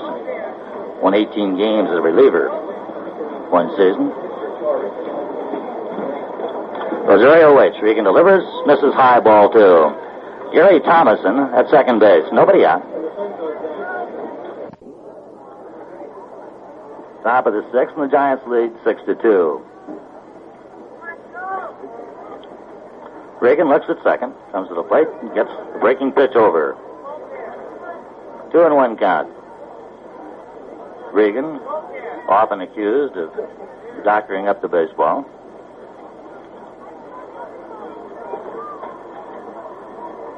Thomason will lead at second. The 2-1 pitch to Rosario. Grounded, base hit, right field. Round third is Thomason. Here comes James Stone. Thomason falls down. He will get back to third, and on to second goes Rosario. Thomason, coming around third base, was waved home by Johnny McNamara, but tripped and fell. The throw came all the way to the plate. It's not cut off by the Cubs. Thomason was able to get back to third, and Rosario moves up to second. Give Jimmy a base hit. He takes second on the throw. Giants have runners at second and third with nobody out, and Tito Fuentes will be the batter. Tito, 3 for 3. Had a bloop double in the first inning, single in the second, single again in the fourth. Has driven in a run and scored a run. Fuentes, switch batter, batting left-handed.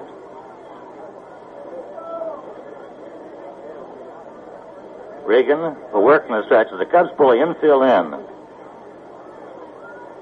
Fanzone, Torres, Popovich, and Hickman all move in. Regan, from the stretch, delivers a slider for a strike on the outside corner. Thomason at third, Rosario at second, nobody out. Top of inning number 6, Giants 6, Cubs 2.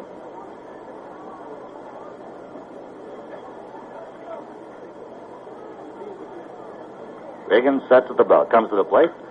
Drive to center field. Going back. Making a catch to center field. A 1 run will score. Rosario heading for third to throw his cutoff, and Rosario is in at third. Bill North, the center fielder, had to move back on that drive, hit by Tito Fuentes. He's hit plenty deep enough for Thomason to come in and score easily to make the Giant lead now 7-2. Rosario moves to third. Fuentes has his second RBI of the day. Throw perfect on the day, 3 for 3. Dave Kingman walked and scored a run in the first inning, struck out in the second, walked in the fourth.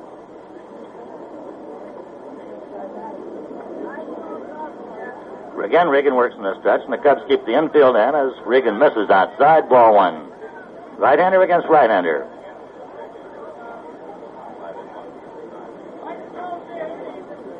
Regan ready, Rosario down the line. Drive to right side, base hit. Ground ball past the drawn-in infield, and looked like Kingman was trying to go that way, and he did.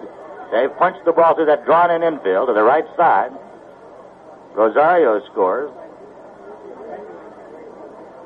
Next batter, number 34, is... Giants now lead at 8-2. Ned Goodson, Giants first baseman, will bat. Strikeout victim his first time. Willie McCovey started the ball game, singled and lined out.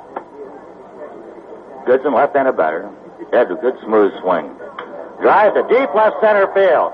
Going on the run. The Cub outfield will not get this as it goes all the way to the wall, the left center field corner. Kingman turning it on, coming around third.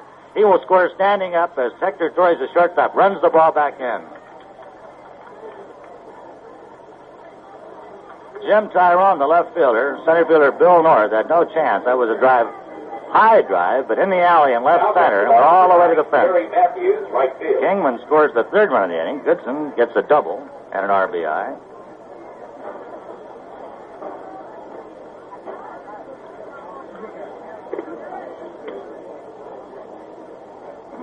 Right fielder Gary Matthews will be the Giants' batter.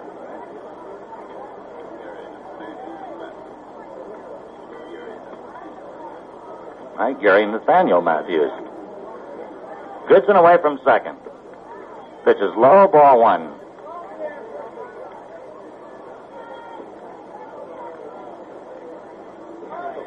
Matthews played at Amarillo last year. Batted .279, had 15 home runs, 86 RBIs, right-handed batter.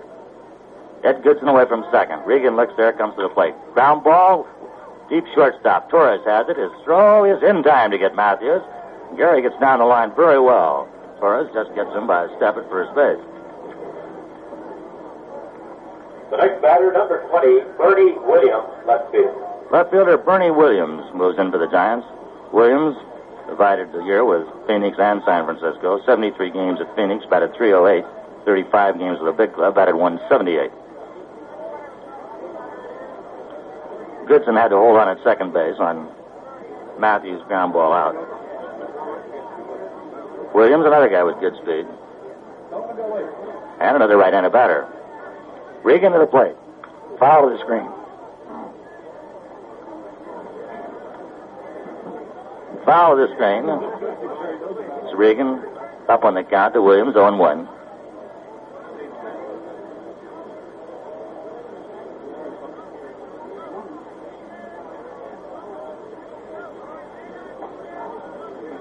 Goodson at second, now with 2 outs. 2 runs in for the Giants. San Francisco in front 8-2 in the top of the 6th.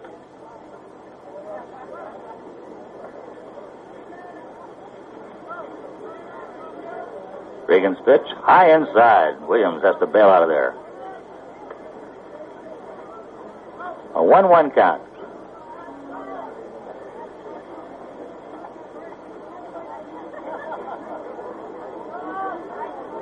Regan ready. Goodson away from second. A 1-1 pitch. Breaking ball for a strike. Regan, the edge in the count, a ball and 2 strikes.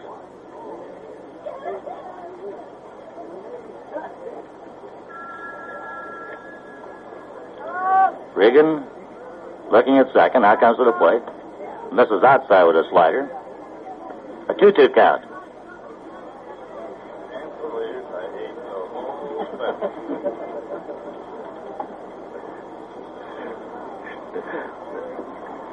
Two count. Joe Regan's pitch. Looped on the left field line, pretty deep. Coming over, the left fielder on the run. Making the catch, Jim Tyrone. A good running catch by Tyrone on the left field line. Williams retired, and so are the Giants. The San Francisco comes up with 2 more runs. 3 runs, 4 hits, no errors. 3 more runs. So I stand corrected on the score. 3 runs on 4 hits. No errors, 1 runner left on. Ladies and gentlemen, So at the end of 5 1/2, the Giants 9. Pickups 2. 4,396. I'd like to take a minute to talk to you women in our audience about one of your favorite subjects, sales. Not just any kind of sales, but the kind that can really save you money. Have you ever gone by a store and seen a sign that said, sale, 30% off? Then you look at the things in the window and see the dress you expected to buy the following week. Only now it's on sale, and the sale will be over next week. What do? Easy. You buy the dress this week instead of next. Only what if you were waiting till next week to buy the dress because you're short of cash this week? What then? Well, that's easy, too. That's the time to whip out your trusty Bank AmeriCard. Because by using your Bank AmeriCard at a time like that, you can take advantage of the sale and pay less for something you would have paid more for later on. That's using your Bank AmeriCard and your head.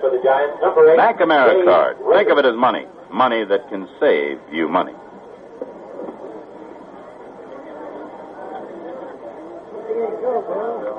Now pitching for the San Francisco Changes for the Giants. 38. New battery. Skip Pitlock pitching. Dave Rader doing the catching. Alan Gallagher goes in to play at third base. Chris Arnold is at second. At second base, number 31, Chris Arnold. Pitlock, the left-hander, has not been scheduled to pitch today by manager Charlie Fox. Go ahead. Skip, something of a mystery to the Giants, as in 1970, Skip was 10-3 at Phoenix, and mid-year came up 1-5, lost 5 at the big club. And last year could never get it together at Phoenix. Had a disastrous season. Ground ball, base hit to left field by shortstop Hector Torres. Leading off the bottom of the 6th for the Cubs. Torres grounds a solid single to left. The battle will be the catcher, Ken Rudolph. Pitlock at Phoenix, won 7, lost 11, had an earned run average of 6.40.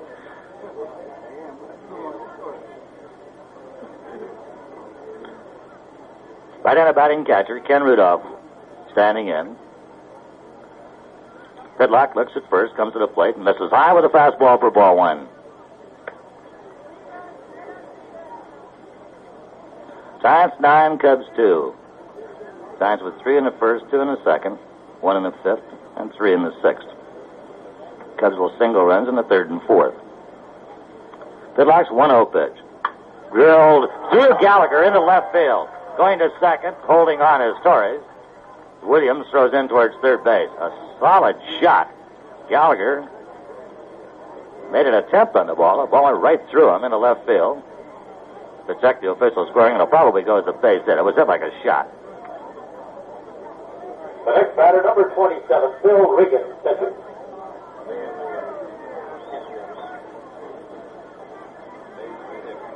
Does go as a base hit for Rudolph. His third of the ball game. And pitcher Phil Regan will bat for himself. Well, the first two batters that face Pitlock have hit the ball solidly. Both 4 base hits. Left-hander looks at second, delivered. Regan round to bunt, pops it up. Rader lost it. Now comes over and cannot get to it as it drops untouched in foul territory. Regan been at bat 320 times in the big leagues. Not exactly an overpowering hitter, has an 0.90 average. Up here to sacrifice.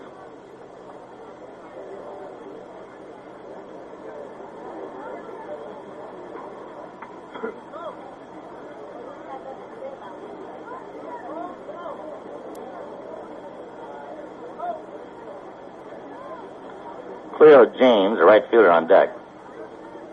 Pitlock ready. The runners lead from first and second. Round to bunt is Regan, and bunts this one to the right side. A good bunt. Pitlock picks it up, throws to first. The Goodson covering as both runners move up. Regan sacrifices successfully, moving Torres to third, Rudolph to second. Cleo James, a right fielder, will bat for his first time.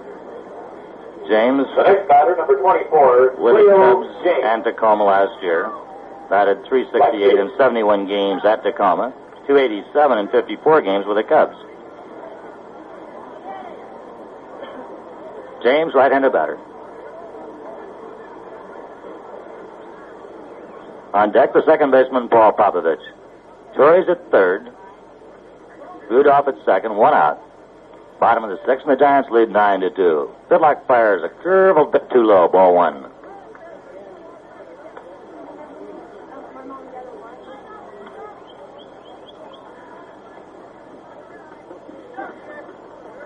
One ball, no strike count.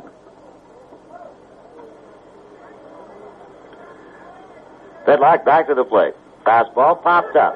Foul. Rader might have a play. Coming back towards the screen. All the way to the screen, and it's back into the seats.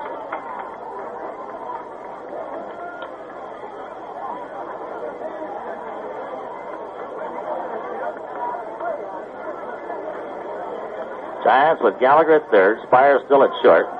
Chris Arnold at second. Ed Goodson at first. Outfield, Bernie Williams in left. Jim Rosario in center. Gary Matthews in right.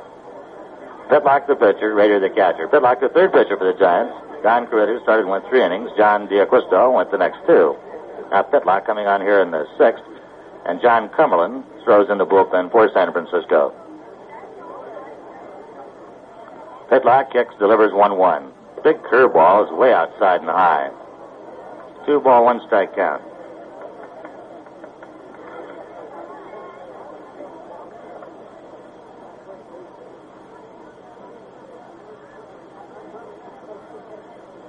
Pitlock checking Rader for a sign.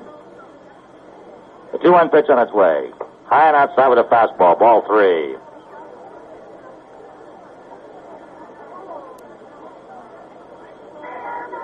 Pitlock behind on the count. 3 balls and 1 strike.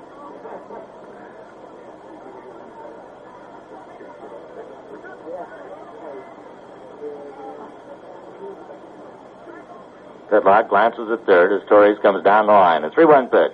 Way outside and high, ball 4. James walks The next batter, number 22. To load up the bases. Paul Popovich. Second baseman Paul Popovich will bat for the first time in the game. Popovich, switch batter, will bat right-handed against the left-hander, Skip Bidlack. Popovich last year with the Cubs. All you fellows.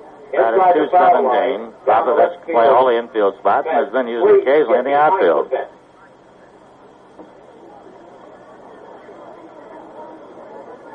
Cubs with the bases loaded and one out, trailing the Giants 9-2 in the sixth. Ground ball sharply hit to Arnold. Bobbles, picks it up, throws to first, gets the one runner, Popovich, as a run scores. The ball had double play possibilities. Handcuffed Arnold, bounced off his chest, picked it up and made the only play he had left to play on Popovich at first as a run scores. The next batter, number 34, Popovich with the RBI. Tyrone. Rudolph moved to third. James up to second. And right fielder left fielder Jim Tyrone will be the batter. Tyrone was Quincy last year, batted .303 in 61 games. Right-handed batter takes a curve, high ball one. Understand Tyrone has good power. It's going to go over well with the young audience.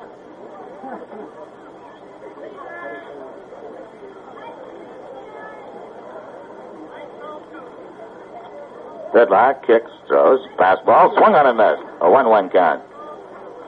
Jim Tyrone, right-handed batter.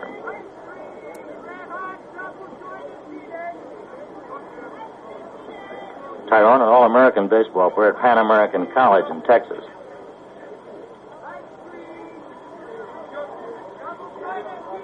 Bidlack's curve is hit deep to center field. Rosario turns, goes back, still goes back, over his head and off the center field fence. 2-run score. Round second, heading for third is Tyrone, and he can run. Here comes the throw. It hits him, bounces away out along the left field line, but he will stay at third. Tyrone crashed one over the head of Jim Rosario. It took one bounce off the center field fence at the 430-foot mark. James and Rudolph score. The next batter for the Cubs. Tyrone winds up with a triple and 2 RBIs. Hit the ball a long ways. What great speed he showed on the bases. Jim Hickman, veteran campaigner for the Cubs, now playing at first base in this ballgame, replacing Joe Pepitone, right-handed batter. Bidlack to the plate. Fastball, low ball one. Last year, Hickman batted .256, 19 home runs, 60 RBIs. The year before, he had a great year. 32 home runs, 115 RBIs, .315 average. Tyrone down the line at third. Fastball misses outside. Bidlack drops behind, 2 balls, no strikes. Torres and Rudolph singled. Regan sacrificed. James walked. Popovich got 1 run across on an infield out, and Tyrone has tripled to drive in 2. The Cubs with 3 across. The Giants lead now 9-5. Bidlack's pitch. Called strike. A fastball just in the strike zone, up around the letters. Skipping on the count at 2-1.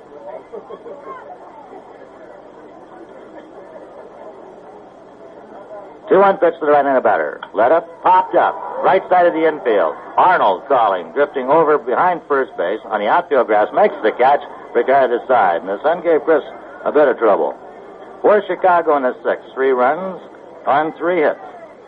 No Giant errors, 1 runner left on. 3 hits, In the sixth ball, the Giants 9 and the Cubs 5. In the 6th inning, the San Francisco Giants 9.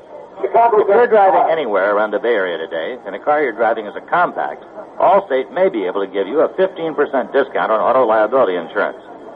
Hundreds of makes and models, years qualify. Allstate is one of the few insurance companies that gives qualified compact car owners a 15% discount. Allstate has a lot of other ways you may save on auto insurance, too. Their good driver rate, their 2-car discount. Allstate even gives young married couples a discount. If your auto insurance expires soon, talk to an Allstate agent and learn how to maybe save some money. You're in good hands with Allstate, and thousands of drivers can testify to that.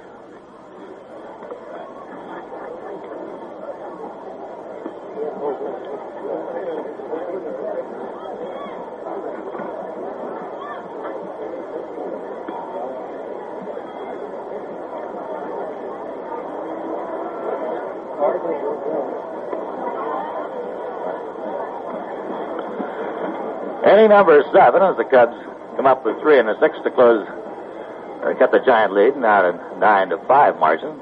And for inning number 7, here again is Lon. Don't forget opening day at Candlestick Park. Thursday, April 6th, San Diego will be the ball club opening against the Giants. And then the first doubleheader of the season will be that Sunday, April 9th, also against San Diego. For tickets to opening day or the doubleheader or any other of the Giant home games, tickets are available by mail, $4.50 for box seats, $3.50 for reserve. You can write to the Giant ticket office, Candlestick Park, San Francisco 94124. That's San Francisco 94124. I know you'll want to be out and see Candlestick Park.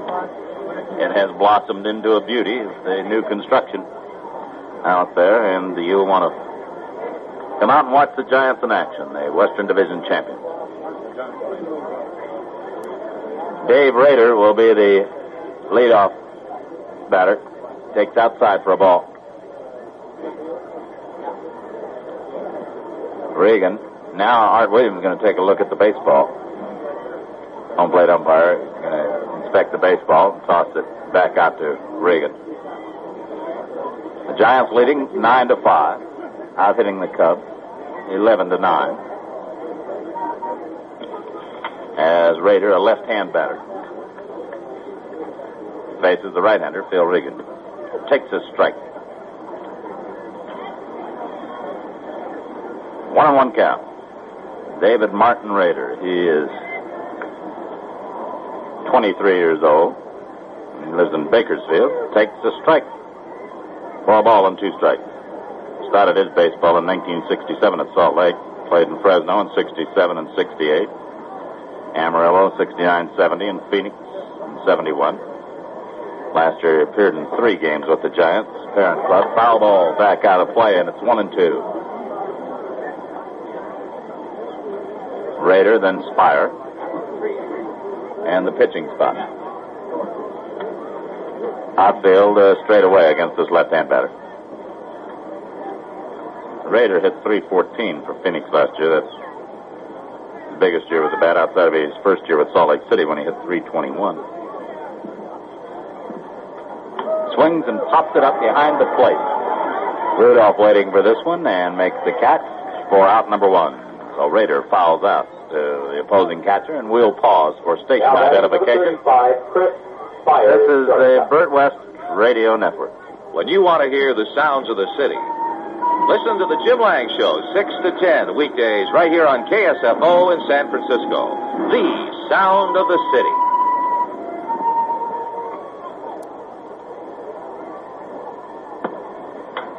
Chris Spire hits a drive to left field. Back deep goes Jim Tyrone. The left fielder turns and makes the catch for the second out. Spire, batting left-handed, hit that ball a long way to left field.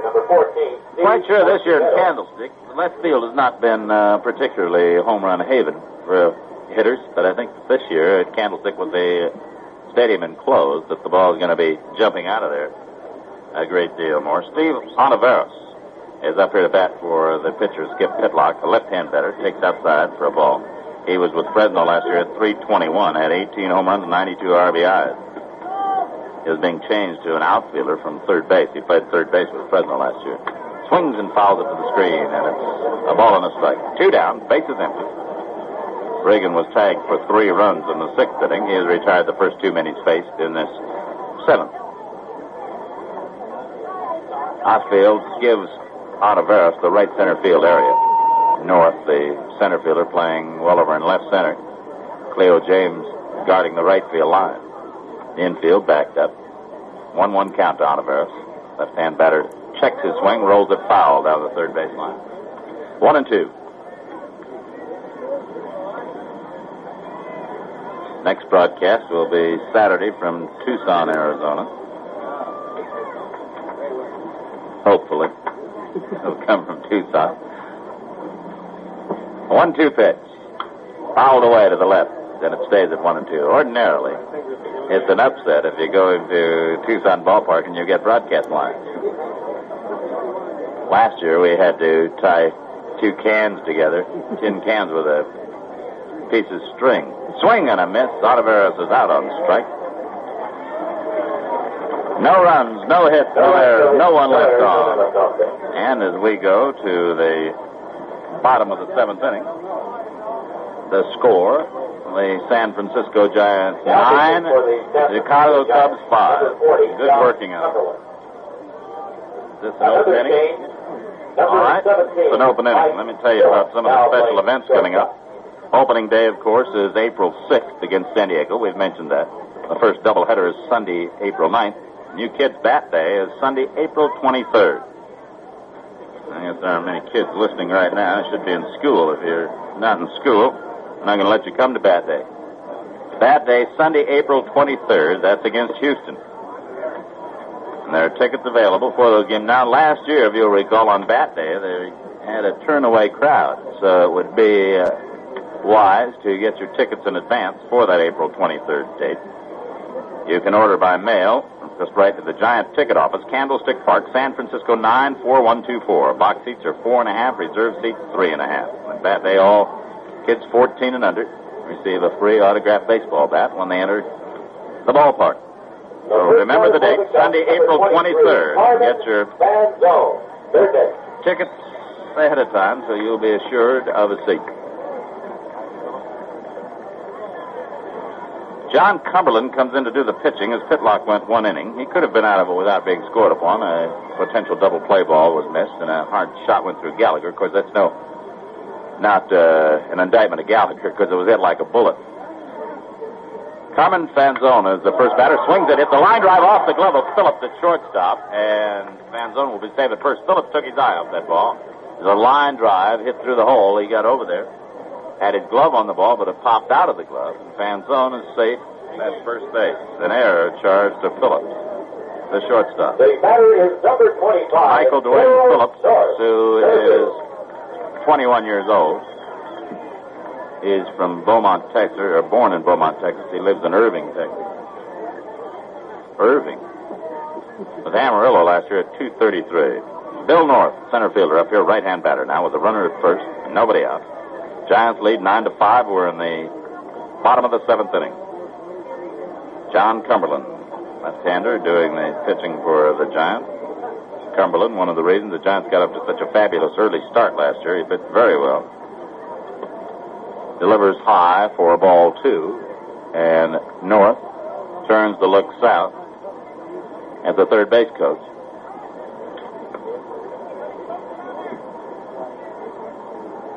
Fanzone at first. The pitch is outside. Ball three. Cumberland behind. 3-0.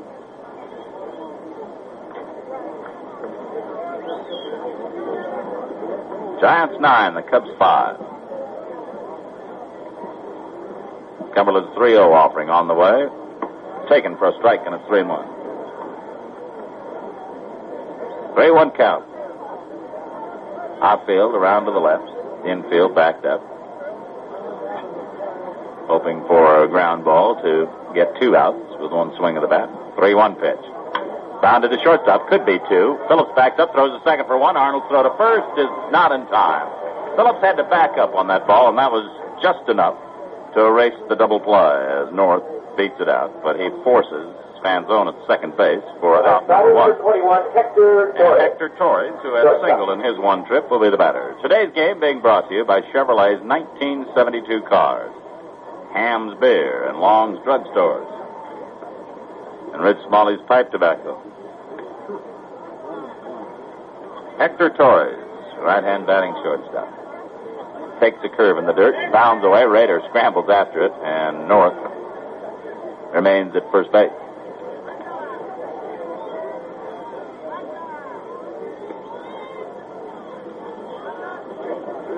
Rich has ground up old Chronicles and put them in his pipe, and that's what he's smoking today. You can smell Glendicky clear over here.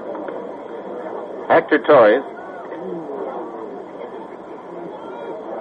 waits, swings, and fouls it away.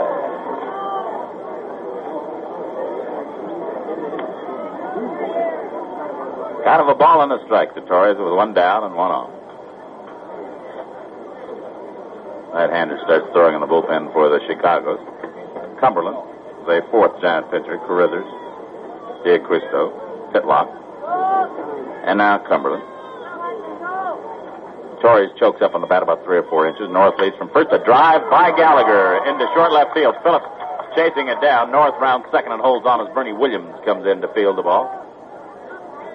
Gallagher's probably wondering why me. Kingman stood out there for 5 innings and nothing was hit in that direction.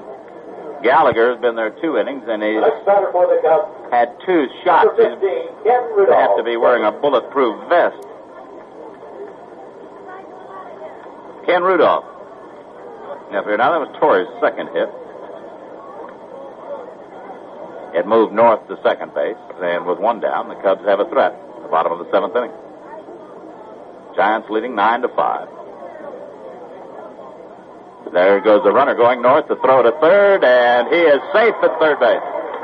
Rader made a perfect throw, but North had a big jump on Cumberland, and as North moves into to third, Hector Torres stole second with a double steal. And the Cubs have runners at second and third with 1 out.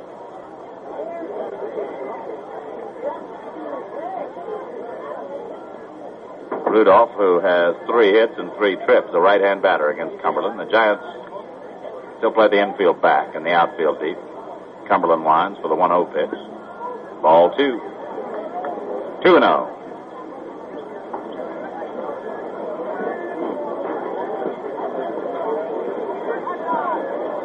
North at third.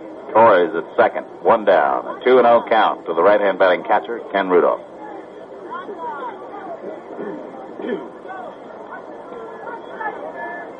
Wind up by Cumberland with a 2-0 pitch. Low, ball 3. So he's in danger of loading him up. 3-0 count.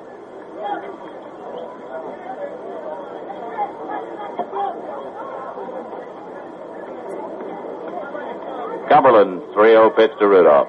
Takes high, ball 4, and they are loaded up. Cumberland walks his first man. The base is filled. And we'll have a pitch back. Al Breeden will come up to bat for the pitcher.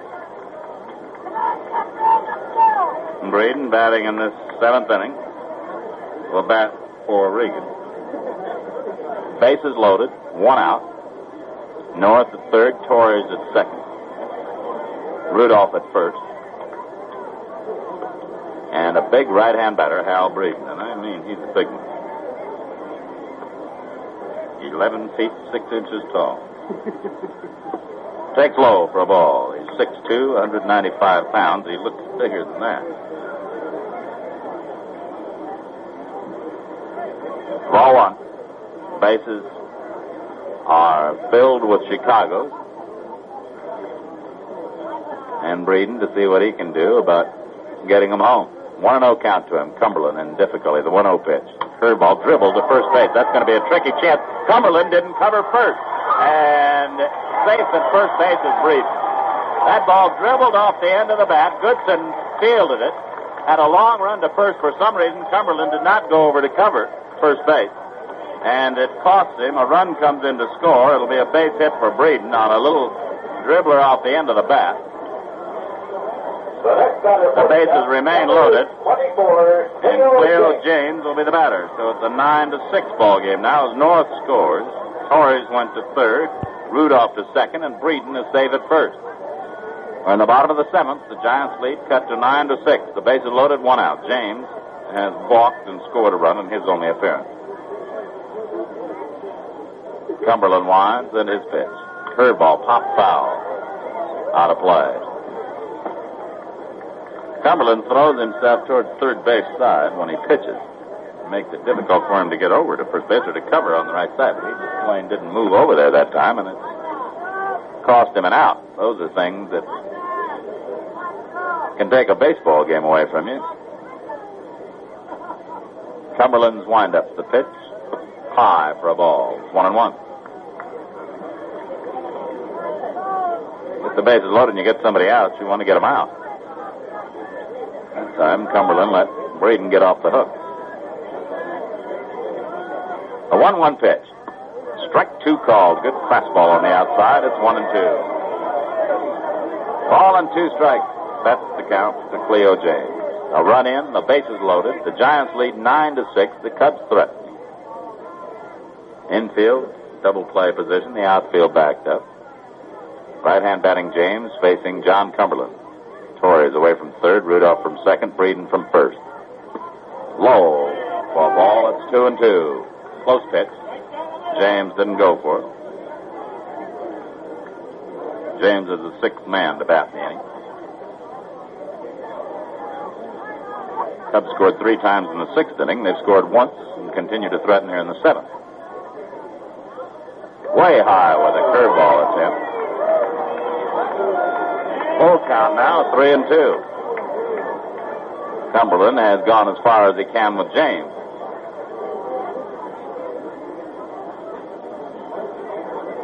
Three-two count for the right-hand batter. Cumberland winds for the 3-2 pitch. Dribble to first base.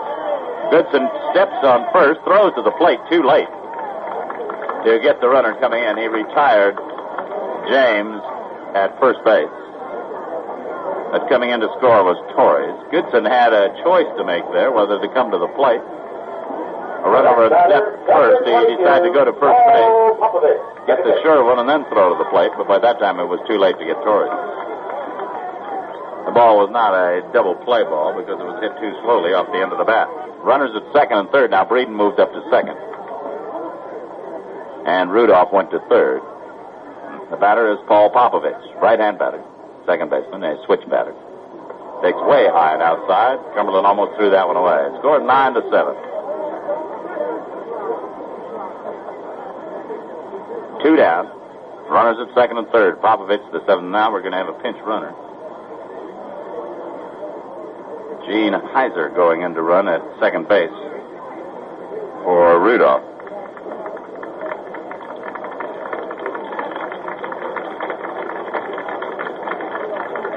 Or for Breeden, rather. Heiser running for Breeden at second base.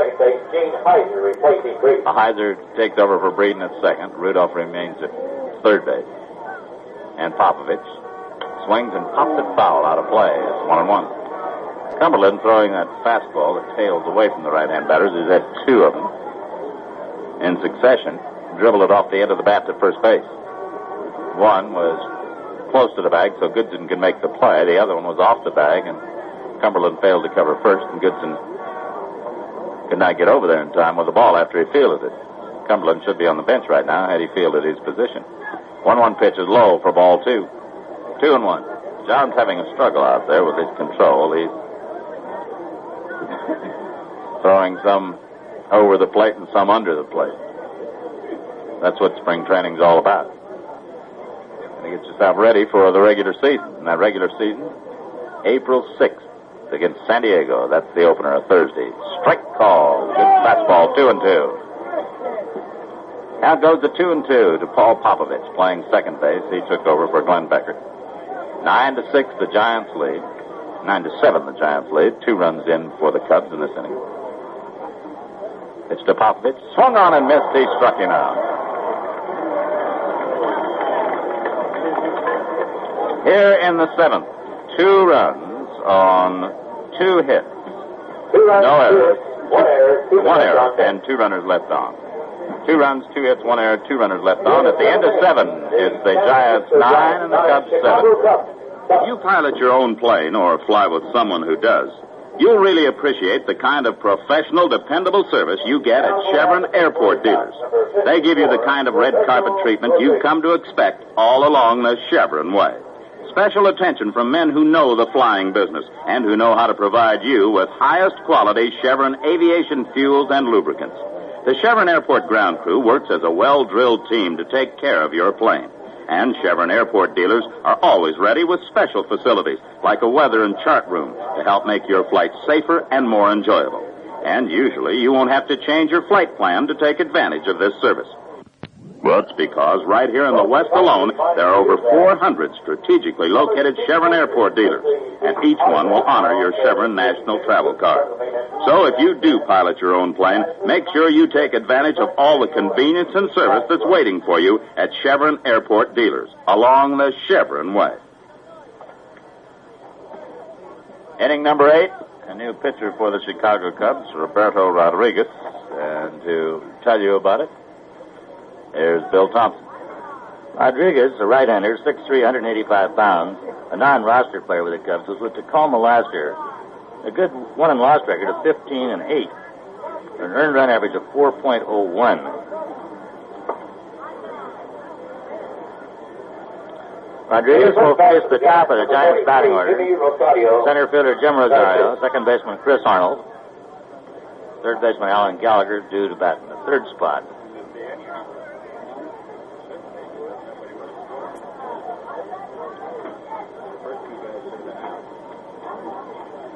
Rosario, a base hit, scored a run in the sixth inning.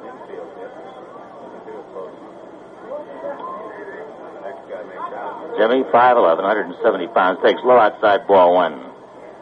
Born in Puerto Rico, was raised in New York City.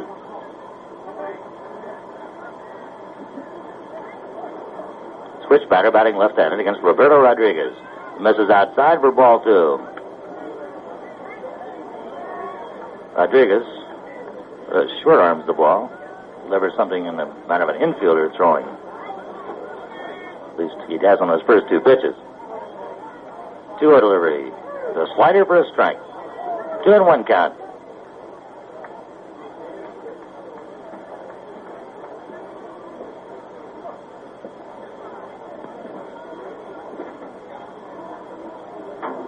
Two one pitch to Jim. Bounded foul past first. Rodriguez, Rosario, even at 2-2.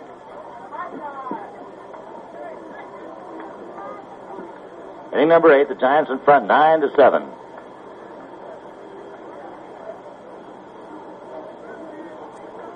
Rodriguez, fourth pitcher for the Cubs. Jenkins, Pappas, Regan, preceding him. 2-2 pitch to Rosario. Swung on and missed. Foul tipped into Rudolph's glove. Rodriguez strikes out the first man he faces. Batter number 31. And Rosario with an off-speed pitch. Chris Arnold will bat for his first time with the Giants. Chris played 120 games at Phoenix last year. Outstanding year at the plate, batted .343. Got in 6 games with the Giants at the end of the year, batted .231. Had a home run late in the year against the Braves at Atlanta. Takes a strike. Chris Arnold. One out, the base is empty.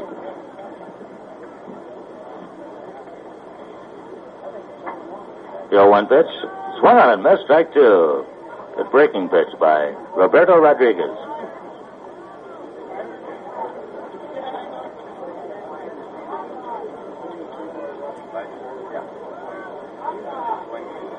Rodriguez. The time from Rudolph. 0-2 pitch. Just outside, ball one. Ron was mentioning Gallagher saying, "Why me?" at third base. Rudolph has caught the entire ball game, which is very unusual for an opening game of spring training, and the temperature is in the 90s. Foul tip. Rudolph is winged by it. Limping around behind home plate.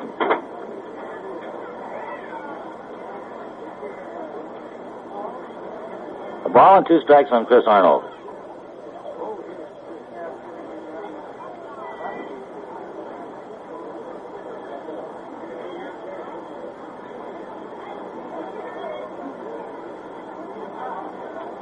A 1-2 count.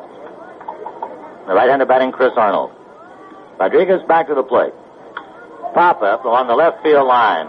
Coming in is Jim Tyrone, waiting, and makes the catch for out number 2. With 2 outs and the base is empty, Alan Gallagher will bat for his first time. Next batter number 10. Alan Gallagher. 136 games with the Giants last year. Batted .277, 5 home runs, 57 RBIs. Right-handed batter against the right-hander, Roberto Rodriguez, who delivers a breaking pitch that's popped up down along the right field line. Cleo James coming over into foul territory, down towards the corner, and makes the catch. As he came across the line and had to drift towards the outfield fence, but stayed with it. The Giants go 1-2-3 against the youngster, Roberto Rodriguez. No runs, no hits, no errors, no runners left at the end of 7 1/2. The Giants 9 and the Cubs 7. There are people who used to scoff at the idea of an American-made small car designed in Detroit and built in the USA to compete with the highly successful imports. Detroit simply cannot provide a proper little car at a proper little price, and that's that, they'd say. And some still say it. But their numbers have dwindled considerably since the debut and ultimate success of cars like Chevrolet's Vega. Not only has Vega proven itself a highly respectable economy car in anybody's league, it's also winning friends for its handling, performance, looks, comfort, and ride. Vega, the little car that does everything well. So well, in fact, that in 1971, its first full year on the market, Vega emerged as the most popular little car made in America. Chevrolet, building a better way to see the USA. The first batter for the Cubs is number 34, Jim Tyrone, left field. Against John Cumberland in the bottom of the eighth, Cubs will lead it off with left fielder Jim Tyrone, who tripled in the sixth inning to drive in a pair of runs. Right-handed batter.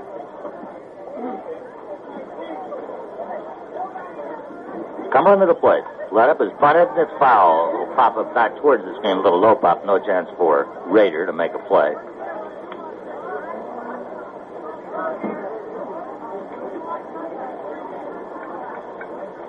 Both clubs have now completely changed lineups, with the exception of Rudolph, the Cub catcher, who has gone all the way. The attendance at Scottsdale today, 4,396, which is somewhat over capacity. Cumberland's 0-1 pitch. Breaking ball inside at the ankles. A 1-1 count.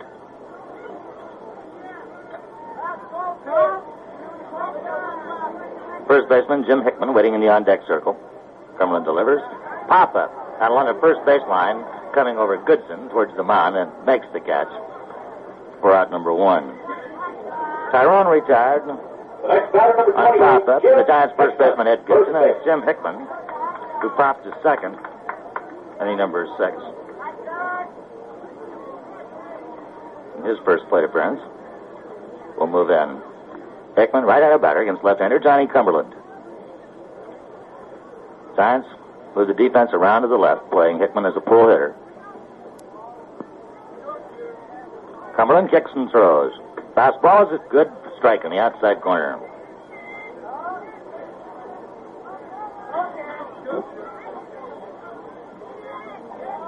Cumberland with a sign from Dave Rader. Breaking pitch just misses inside. A ball and a strike.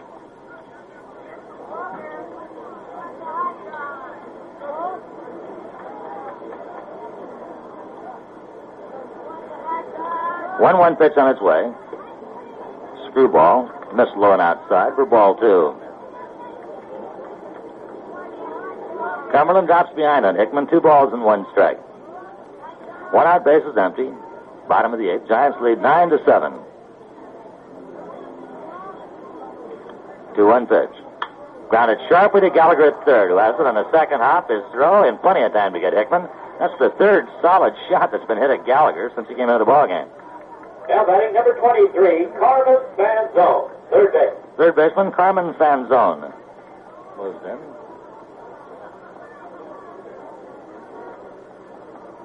Fanzone safe on an error. His one previous plate appearance. Right-handed batter. Cumberland misses high and away. Ball 1.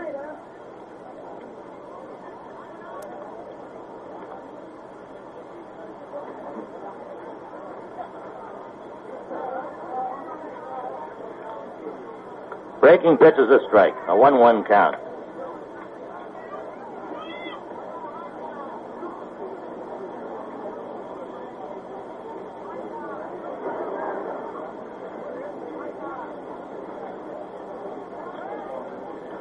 Cumberland delivers. Breaking pitch deep to left field. This one has a chance. If it's fair, it is fair. It's gone. Carmen Fanzone.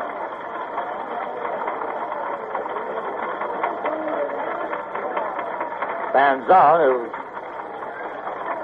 hit a home run in his first time at bat in the National League. Hit it off of Steve Glass. The Pirates hit the first home run of this spring training. And he hit a long drive to the left field fence.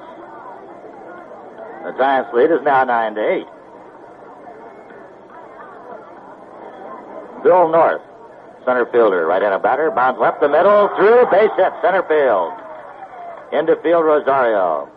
North, solid ground ball up the middle, past Chris Arnold on into center field. Number 21, Hector Torres, shortstop. Hector Torres, shortstop, who is 2 for 2 since coming into the ball game, will be the cup batter.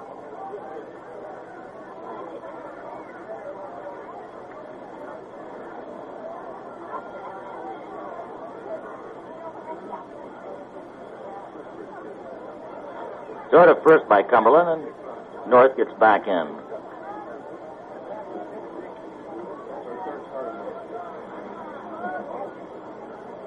Goodson holding against North at first base.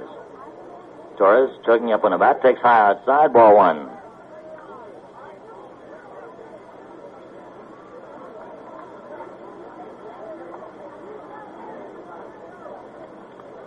North getting a lead, held there by Ed Goodson. Cumberland watches. Runner goes, pitch is grounded to left field, base hit. On his way to third, no, holding up and going back to second is North as Bernie Williams hustles in, comes up with the ball and gets it back into the infield. Torres is now 3 for 3. Now coming to bat for the Cubs, number 15, Ken Rudolph. Catcher Ken Rudolph will be the batter. We'll pause for station identification. This is the Golden West Radio Network. When you want to hear the sounds of the city, listen to Rest of the Syracuse Show, midnight to 6, right here on KSFO in San Francisco. It's the sound of the city.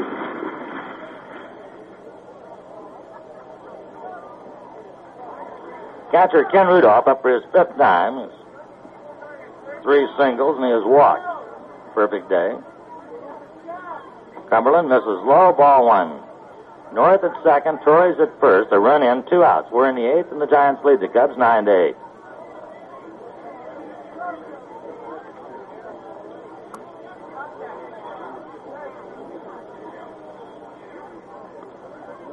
North and Torres lead. Cumberland glances at second, comes to the plate with a fastball. It's a strike. That's high in the strike zone. A 1-1 count on Rudolph.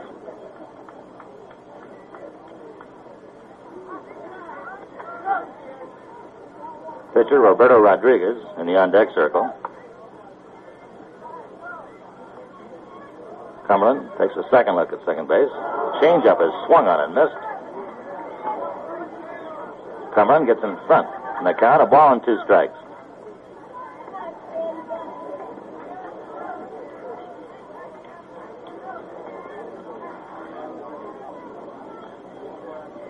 Frank Fernandez now comes out in the on-deck circle. Taking Rodriguez's place there. A 1-2 pitch. Bounded slowly towards short. Gallagher in front of Phillips. Has it, goes to second in time for the force. Rudolph forcing Torres. Gallagher to the second baseman, Chris Arnold, for the final out. For the Cubs in the 8th, a run on 3 hits. No Giant errors, 2 runners left. The end of 8th full. The Giants 9 and the Cubs 8. Shop today at Long's Drugs, where they make the bite behave. Whatever you need for your home, you can probably find it at Long's Drugs, and at a lower price. Because Long's 59 stores throughout California and Hawaii feature a selection of merchandise for your home, family, and personal needs that is second to none. And at Long's, prices are highly competitive, which is another way of saying that Long's sells most things for less than other stores. You'll find a wide choice of valuable housewares for your kitchen, like small appliances, glassware, pots and pans, and health and beauty aids for mouthwash and toothpaste, hairspray and cosmetics, or for your spring garden. Long's has nail pellets, lawn sprinklers, and garden hose. You get the idea? Next time you need something for your home or family, shop at your nearby Long's. Remember, whatever you need for your home, there's a good chance you can find it at Long's drugstores and at a lower price. Stop in today at your nearest Long's drugstore.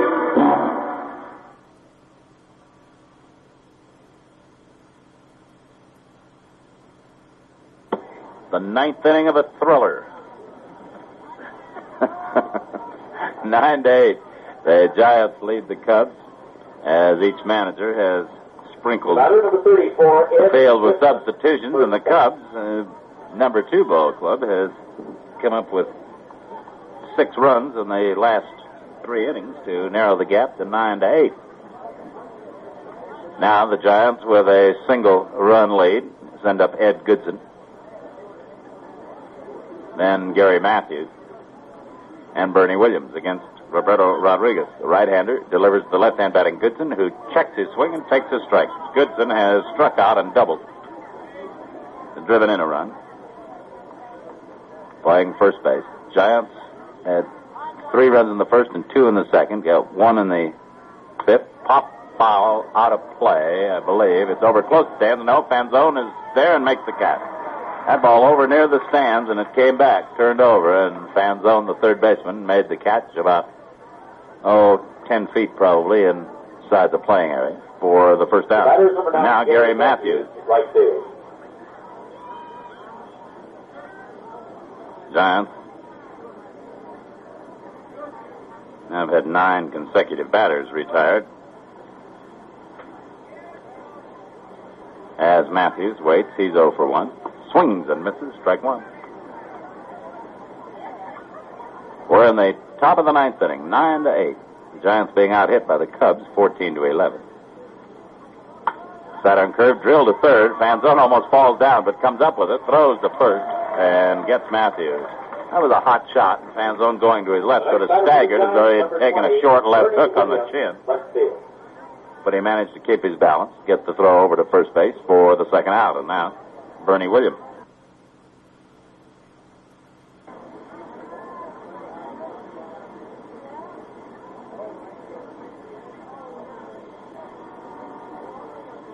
Rodriguez looking in for the sign for the first pitch to the right-hand batting Williams.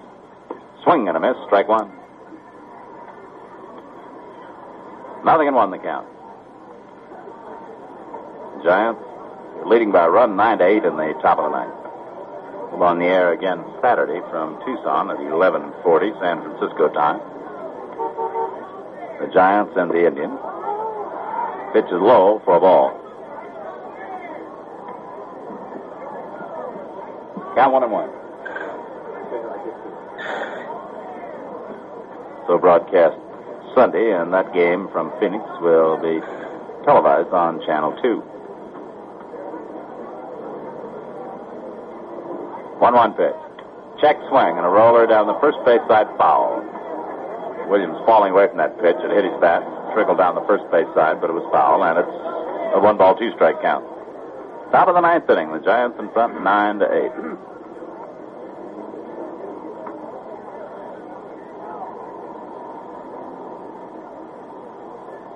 Rodriguez is the 4th Cub pitcher. Jenkins, Pappas, Regan, and Rodriguez. Check swing and a roller to shortstop. Long throw by Torres is not in time. Bernie Williams beats it out. Fanzone went over to try to field that ball in front of the shortstop. Couldn't get to it. Torres made the play in deep short, and a flip throw to first was not in time to get Williams. Dave Rader will be the batter now. So the Giants get their 12th hit after 2 rounds in the 9th inning. Rader has been up once and fouled out. Left-hand batter. Looks at third base coach Johnny McNamara. Joey Malfitano is coaching at first.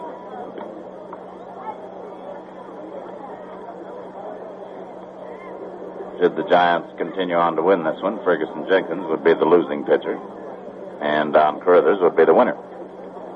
They were the starters. Jenkins went 2 innings, gave up 5 runs to the Giants. Carruthers went 3 innings, gave up 1 run to the Cubs. Throw to first base, and Williams gets back in. Bernie with an infield hit after 2 are down, and that broke a string of 10 consecutive batters retired by Cub pitchers. Williams has his lead at first. Rodriguez throws over there quickly, and Bernie gets back again.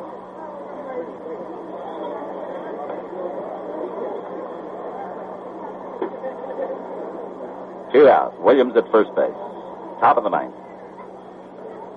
Rodriguez pitch. A fastball strike. 0-1. Don Carruthers will be a guest on the post-game show.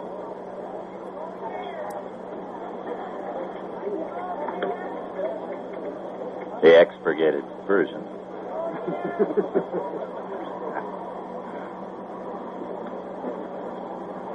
Williams away from first. Throw to first base. He gets back.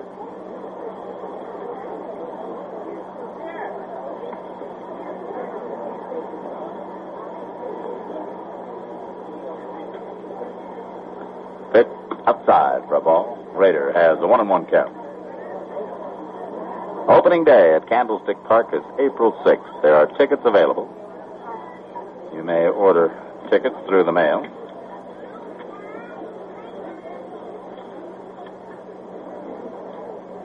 The box seats are $4.50, reserves $3.50. The address, Giant Ticket Office, Candlestick Park, San Francisco 94124. Opening day, April 6th. Doubleheader with the Padres on Sunday, April 9th. And bat day is Sunday, April 23rd against Houston. Raider takes outside for a ball, and it's 2-1.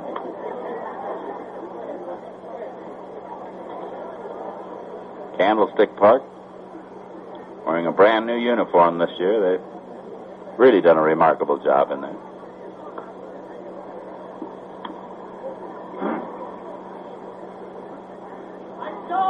A look at first, the 2-1 pitch.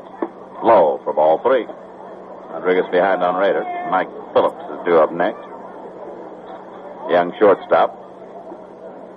He will bat if Raider keeps things going here with 2 down in the ninth.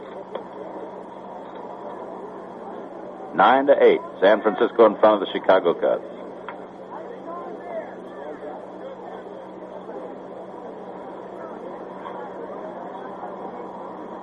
Stretch by Rodriguez. His pitch. Swung on, line drive into left center field, going over the left fielder, and drops the ball. Does Tyrone. Williams is around third. He's heading for the plate. The throw comes into the middle of the infield, and Williams has scored. At second is Raider. That was a low line shot into left center field. Tyrone with good speed got there, but the ball kicked off the heel of his glove. Dropped to the ground, and Williams, flying from first base, comes in to score. And we'll see how that is scored. A double or an error. The Giants now lead it by a score of 10-8. And Mike Phillips, the batter, with Raider over at second base. It's a 2-base double.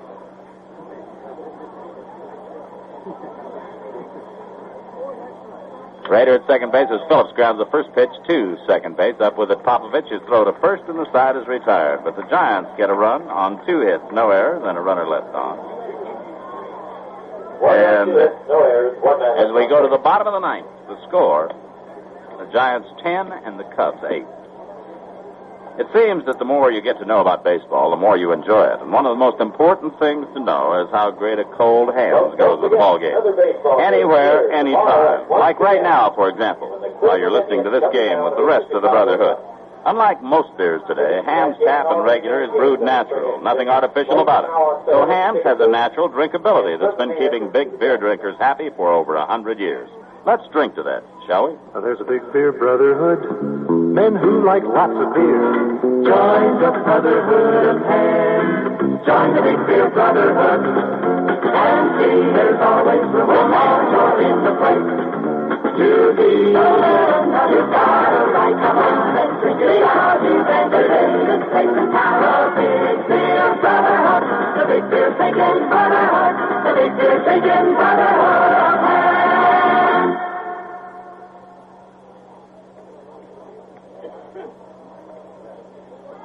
Now hitting toward the pitcher, number 47, Frank Fernandez. Frank Fernandez will come up to hit for the pitcher, Rodriguez.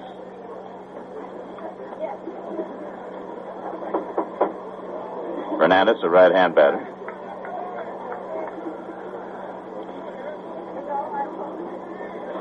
As Cumberland looks in for the sign for the pitch to Fernandez. John delivers, swung on, grounded down the third base line. It was off his foot. Foul ball, strike 1 count. Ball was in fair territory, but it hit the batter on the foot when he fouled it at the plate, and it's a strike 1 count. Cumberland has a 2-run lead, 10-8. The Giants trying for the 6th consecutive time to beat the Chicago Cubs in the spring opener.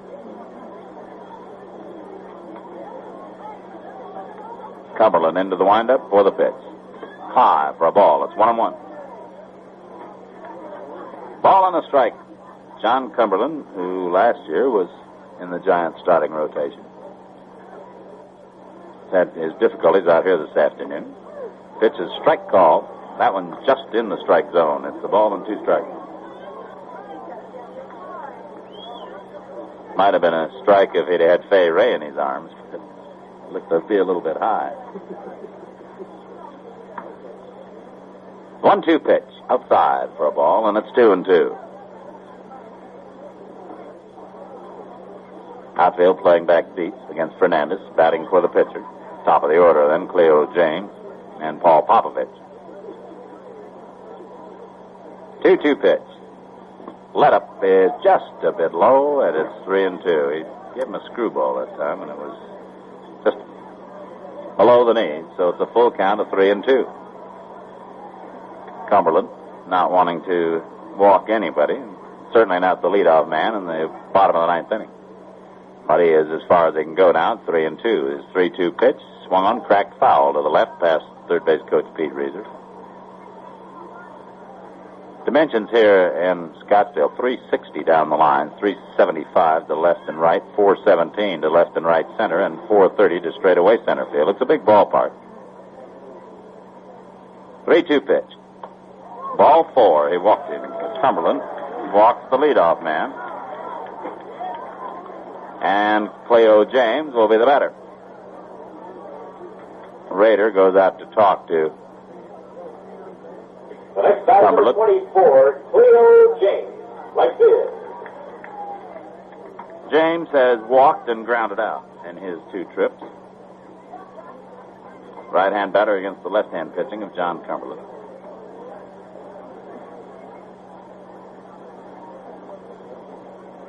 Giants hopefully looking for a double play ground ball in this spot. Cumberland stretches for the first pitch. A strike called, 0-1.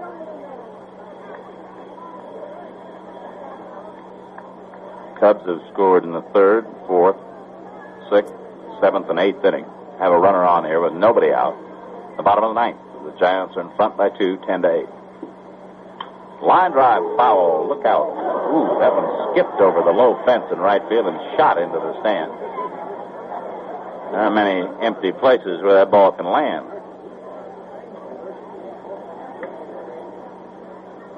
Count is 0-2 to James.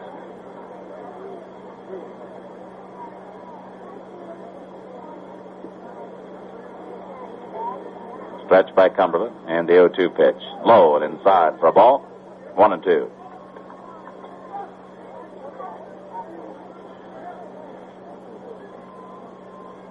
Giants play the Oakland A's tomorrow at Mesa.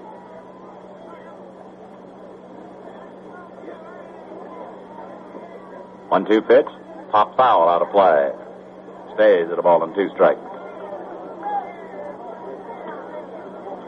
Herman Franks, ex-manager of the Giants, in town to vacation and watch baseball.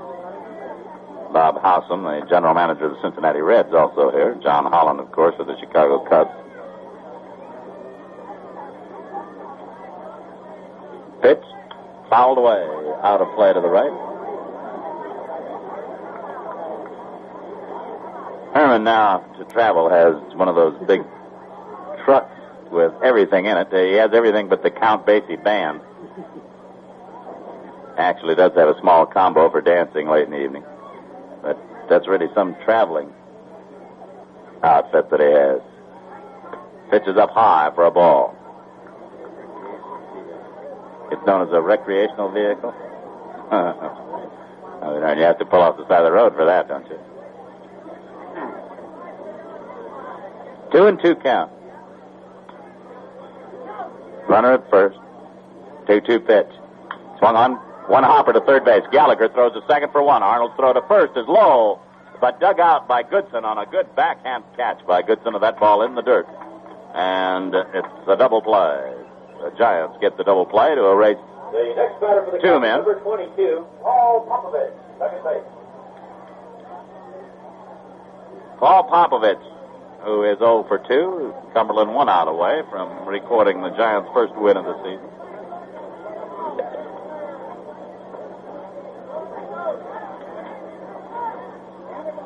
Popovich batting right-handed against Cumberland. All of the switch batter. 2 down, bases empty. Cumberland's pitch to Popovich is low for a ball, 1-0.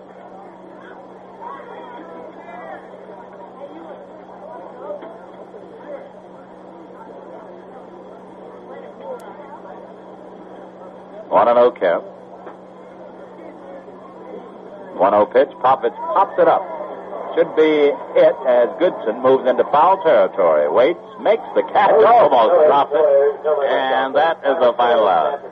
So here in the ninth, no runs, no hits, no errors, no one left on. And the Giants win it by a score of 10-8. The final total, the Giants, 10 runs on 13 hits and 1 error. The Cubs 8 runs on 14 hits and 1 error. The winning pitcher is Don Carruthers, who will be our post-game interview, and the losing pitcher is the starter, Ferguson Jenkins.